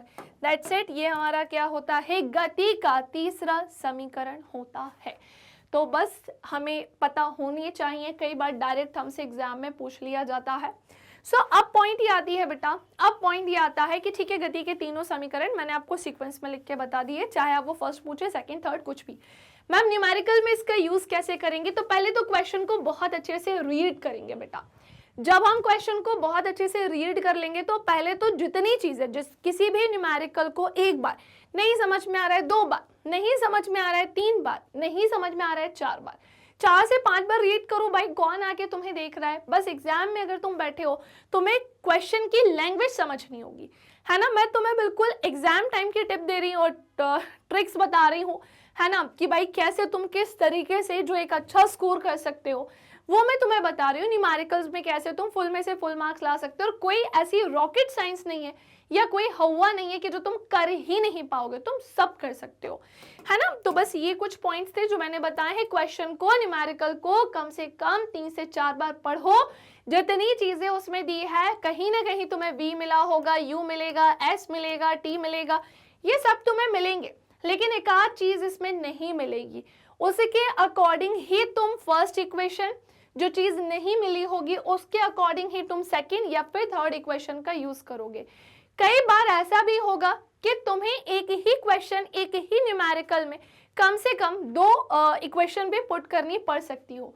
अब तुम्हें ये नहीं पता है कि कैसे तुम इसे सही करोगे या फिर कैसे तुम्हारी इस समस्या का समाधान होगा, तो चलो मैं तुम्हारी एक हेल्प करती हूँ। मैंने ऑलरेडी प्लेलिस्ट में जाना, इसके साथ जब मैंने गति के समीकरण पढ़ाए, इसके साथ इसके ढेर सारे न्यूमेरिकल सॉल्व कराए।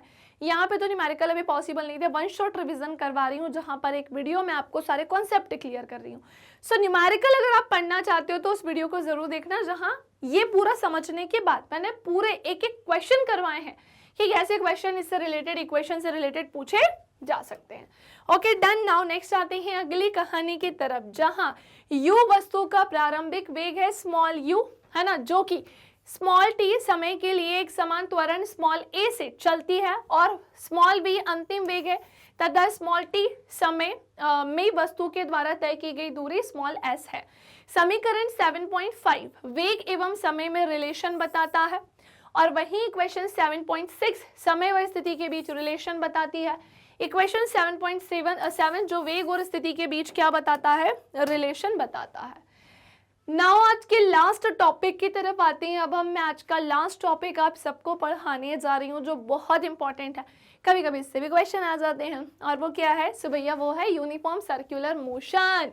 यानी कि अब हम देखने जा रहे हैं एक समान वृत्तीय गति। नाम ये एक समान वृत्तीय गति क्या होती है, तो सुनो मैं तुम्हें बताती हूँ कि बेटा ये जो एक समान वृत्तीय गति है क्या होती है। जब वस्तु के वेग में परिवर्तन होता है तब हम कहते हैं कि वह वस्तु त्वरित हो रही है, यानी कि एक्सिलरेट हो रही है। हमने क्या बोला है, अगर वस्तु के वेग में परिवर्तन होता है तो हम बिल्कुल कहते हैं कि वस्तु एक्सिलरेट हो रही है। वेग में ये परिवर्तन वेग के परिमाण यानी उसका मैग्नीट्यूड और उसकी गति की दिशा या फिर दोनों के कारण हो सकता है। क्या आप एक उदाहरण के बारे में सोच सकते हैं जिसमें एक वस्तु अपने वेग के परिमाण को नहीं बदलती परंतु अपनी गति की दिशा को जो है वो लगातार क्या कर रही होती है, चेंज कर रही होती है। चलो एक काम करते हैं, मैं इसे डिफरेंट वे में आपको समझाती हूँ, क्योंकि मोस्टली कंडीशन में बच्चों के माइंड में आता है कि केवल एक सर्कुलर पाथ पर ही चल रही होगी, पर नहीं, ऐसा नहीं है। मैं आपको एक आयताकार पथ भी बताती हूँ, एक षटकोणीय पथ भी बताती हूँ, मैं आपको यहाँ पर अष्टकोणीय पथ भी बताती हूँ, और यहाँ पर एक वृत्तीय पथ जो जनरली आपको पता होता है वो भी बताती हूँ। बताने का काम है ना मेरा, मैं सब बताऊंगी। सो आयताकार पथ में एक आयत के कितने कोने होते हैं, 4 कोने होते हैं। सो हमने देखा कि ये यहाँ से टर्न लिया, डायरेक्शन चेंज की, यहाँ आया, फिर टर्न लिया, डायरेक्शन चेंज किया, तो हमने क्या देखा, बार बार यहाँ डायरेक्शन में क्या हो रहा है, चेंज। किसी बंद पथ पर एक वस्तु की गति का आप उदाहरण जो है ले सकते हैं, जो कि चित्र आपके 7.8 ए में बताया है। ये एक बंद परिपथ है, यानी परिपथ कह रहे, एक बंद पथ है यानी कि रास्ता है, मार्ग है, जो कि आपको यहाँ पर दिखाई दे रहा है। किसी एथलीट या धावक को एक आयताकार पथ ए बी सी डी के अनुदेश दर्शाता है। भाई धावक दौड़ता दौड़ता यहाँ आया, फिर भागा, है ना, ए से चलते, यहाँ से ऐसा आया, फिर भागा, फिर टर्न लिया, फिर भागा, फिर टर्न लिया, फिर भागा, फिर टर्न लिया, ऐसा करके ये अपने आयताकार पथ पर ही चल रहा है। माना एथलीट पथ के सीधे भागों A B B C C D D A पर एक समान चाल से दौड़ता है। अपने आप को पथ पर बनाए रखने के लिए, भाई अपने आप को इस पथ पर बनाए रखने के लिए बेटा वो क्या करेगा, जैसे ही कॉर्नर्स पर पहुंचेगा, जैसे ही इन कोनों पर पहुंचेगा, दिशा चेंज कर देगा। जैसे ये यहाँ से यहाँ आएगा, अब उसको भाई अपना रास्ता कंप्लीट करना, और ये बंद पथ है, रास्ता बंद है मतलब बंद पथ बोले तो बंद मार्ग है ना। तो ये यहाँ से अपनी पूरी कहानी को कंप्लीट करने के लिए ऐसे ऐसे क्या करेगा, चक्कर लगाता रहेगा। समझ पा रहे हो कि नहीं समझ पा रहे हो बेटा, बोलो हाँ या ना। इसको क्या हो गया भाई? चलिए, तो हमने क्या देखा, हमने ये देखा कि एक एथलीट, माना एथलीट पथ के सीधे भागों A B, B C, C D और डी ए पर एक समान चाल से दौड़ता है। ठीक है भाई, अपने आप को पथ पर बनाए रखने के लिए कोनों पर वह शीघ्रता से अपनी दिशा में चेंज भी कर देता है, अपनी चाल चेंज करता है ना। देखो ये सच है कि इसे यहाँ से यहाँ जाने में अपनी चाल में परिवर्तन करना होगा। एक चक्कर पूरा करने में उसे कितनी बार अपनी गति की दिशा बदलनी पड़ी? 4 बार, है ना भाई। देखो यहाँ से आए 1 बार, 2 बार, 3 बार, 4 बार, है ना। यही हुआ कि नहीं हुआ कि इसको बार बार अपनी क्या करनी पड़ी, दिशा बदलनी पड़ जा रही है ना।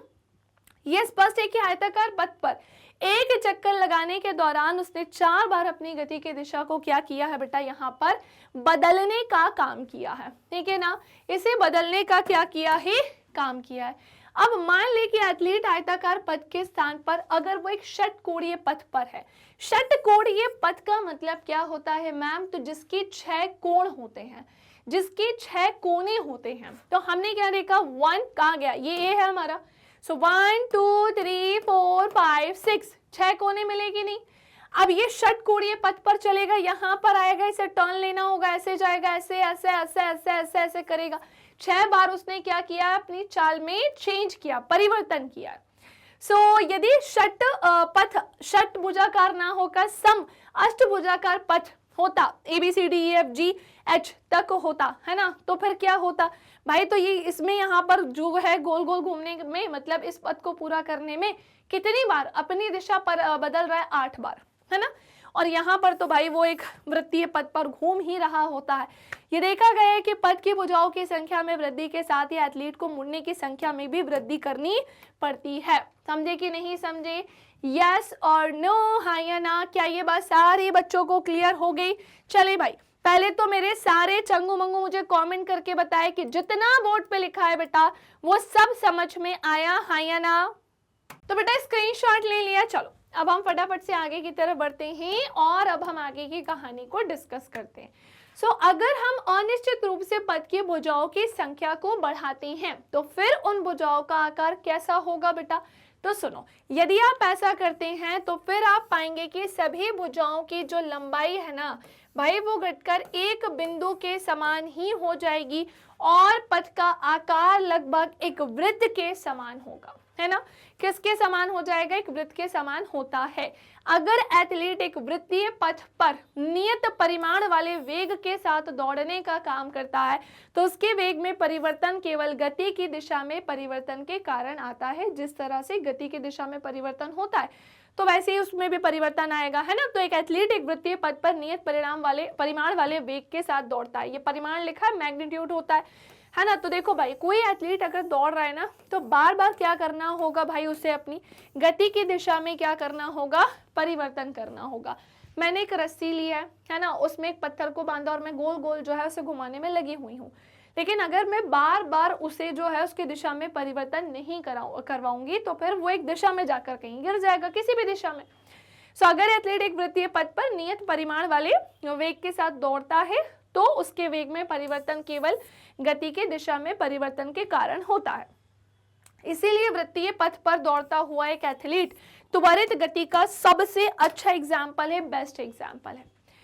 अब आते हैं थोड़ी सी कहानी और जानने, बिल्कुल एंड की तरफ चल रहे हैं, आप टेंशन ना लो। हम जानते हैं कि त्रिज्या r, आपको तो पता है एक वृत्त की जो त्रिज्या होती है वो स्मॉल r, एक त्रिज्या की बात चल रही, तो हम जानते हैं कि त्रिज्या r वाले वृत्त की परिधि कितनी हो जाएगी। अगर r त्रिज्या है एक वृत्त की, स्मॉल r अगर किसी वृत्त की त्रिज्या है तो इसकी परिधि क्या हो जाएगी बेटा? वो होती है 2 पाई r, जहां पाई का फॉर्मूला होता है 20, पाई की वैल्यू होती है 22/7। अगर एथलीट स्मॉल r रेडियस त्रिज्या वाले वृत्तीय पथ का एक चक्कर लगाने में t सेकंड का समय लेता है तो आपके पेपर में इनकेस आ जाए कि अगर टाइम लग रहा है XYZ इतना टाइम लग रहा है तो हमें इसकी वेलोसिटी फाइंड करके बताओ, फिर आप क्या करोगे? इस कंडीशन में लगा देना इस फॉर्मूले को जहां इसकी वेलोसिटी का फॉर्मूला क्या होगा बेटा 2πr, है ना। और इस जो वृत्तीय पथ है, इस चक्कर को पूरा करने में कुछ ना कुछ टाइम लगेगा, उससे उठा के क्या कर देना, यहाँ पर भाग दे देना। जब एक वस्तु वृत्तीय रास्ते पर एक समान चाल से चलती है तब उसकी गति को एक समान वृत्तीय गति कहा जाता है। जब कोई एथलीट खेल प्रतियोगिता में एक चक्र या गोले को फेंकने का काम करता है तो वह उसे अपने हाथ में पकड़ता है और अपने शरीर को घुमावदार उसी वृत्तीय गति जो है प्रदान करता है। इच्छित दिशा में एक बार छूटने के बाद गोला या चक्र उसी दिशा में गति करता है जिस दिशा में वह छोड़ते समय गति कर रहा था। एक लास्ट आते हैं भाई, वस्तुओं की एक समान वृत्तीय गति में बहुत से चिर परिचित उदाहरण है, जैसे चंद्रमा एवं पृथ्वी की गति बोल दो, पृथ्वी के चारों ओर वृत्तीय कक्षाओं में घूर्णन करते हुए प्लैनेट्स, ग्रह, उपग्रह बोल दो बेसिकली, है ना, प्लैनेट्स नहीं भाई, उपग्रह बोलेंगे हम। एंड वृत्तीय पथ पर नियत चाल से चलता हुआ साइकिल सवार, ये सब इसके क्या है बेटा, बेस्ट एग्जाम्पल है। Okay, that's it. आज के लिए इतना ही। उम्मीद करती हूँ कि ये सेशन आपको पसंद आया होगा, उम्मीद करती हूँ कि ये क्लास आपको अच्छी लगी होगी। सो ये आपके एग्जाम टाइम में कंप्लीट चैप्टर रिवीजन आपको प्रोवाइड करा है। क्लास 9 का बहुत इंपॉर्टेंट चैप्टर है जिससे मल्टीपल न्यूमेरिकल भी बनते हैं। क्लास 10th में आपको सेम ये चैप्टर नहीं मिलेगा, लेकिन आगे के दूसरे चैप्टर मिलेंगे जो कहीं ना कहीं इससे थोड़े से कनेक्टेड है। सो प्लीज़ अपने कॉन्सेप्ट को पहले से ही क्लियर रखेंगे, सेशन को लाइक कर देंगे, शेयर कर देंगे। कैसा लगा आज का ये सेशन मुझे कमेंट सेक्शन में ज़रूर बताएंगे। बाकी आप मेरी क्लासेस कहाँ कहाँ देख सकते हैं, यूट्यूब पर बेटा लाइव प्लस रिकॉर्डेड दोनों क्लास देख सकते हैं। एप्लीकेशन के थ्रू भी आप मुझसे जुड़ सकते हैं और वेबसाइट के थ्रू जुड़कर भी आप मेरे जो सेशंस हैं ना वो अटेंड कर सकते हैं। इसी के साथ Facebook, Instagram, Twitter, Telegram, WhatsApp, ये मैग्नेट ब्रेन्स के अदर प्लेटफॉर्म्स हैं। बाकी ई नोट्स और ई बुक की लिंक आपको नीचे मिल जाएगी डिस्क्रिप्शन बॉक्स में, है ना। और इसी के साथ ये हैं हमारे हिंदी इंग्लिश मीडियम के टॉप कोर्सेज जहां हम CBSE board, Delhi board, Bihar board, MP board, UP board, Vedic maths, crash course, spoken English, ये सारी ही चीज़ें करवाते हैं कवर। सो अगर आपको आज की क्लास के नोट्स चाहिए होंगे तो उसके लिंक आपको नीचे मिल जाएगा डिस्क्रिप्शन बॉक्स में। ये नोट्स और ई बुक आप वहाँ से ईजिली डाउनलोड कर सकते हैं। सो मिलेंगे नेक्स्ट सेशन में, तब तक के लिए bye bye, take care, thank you class.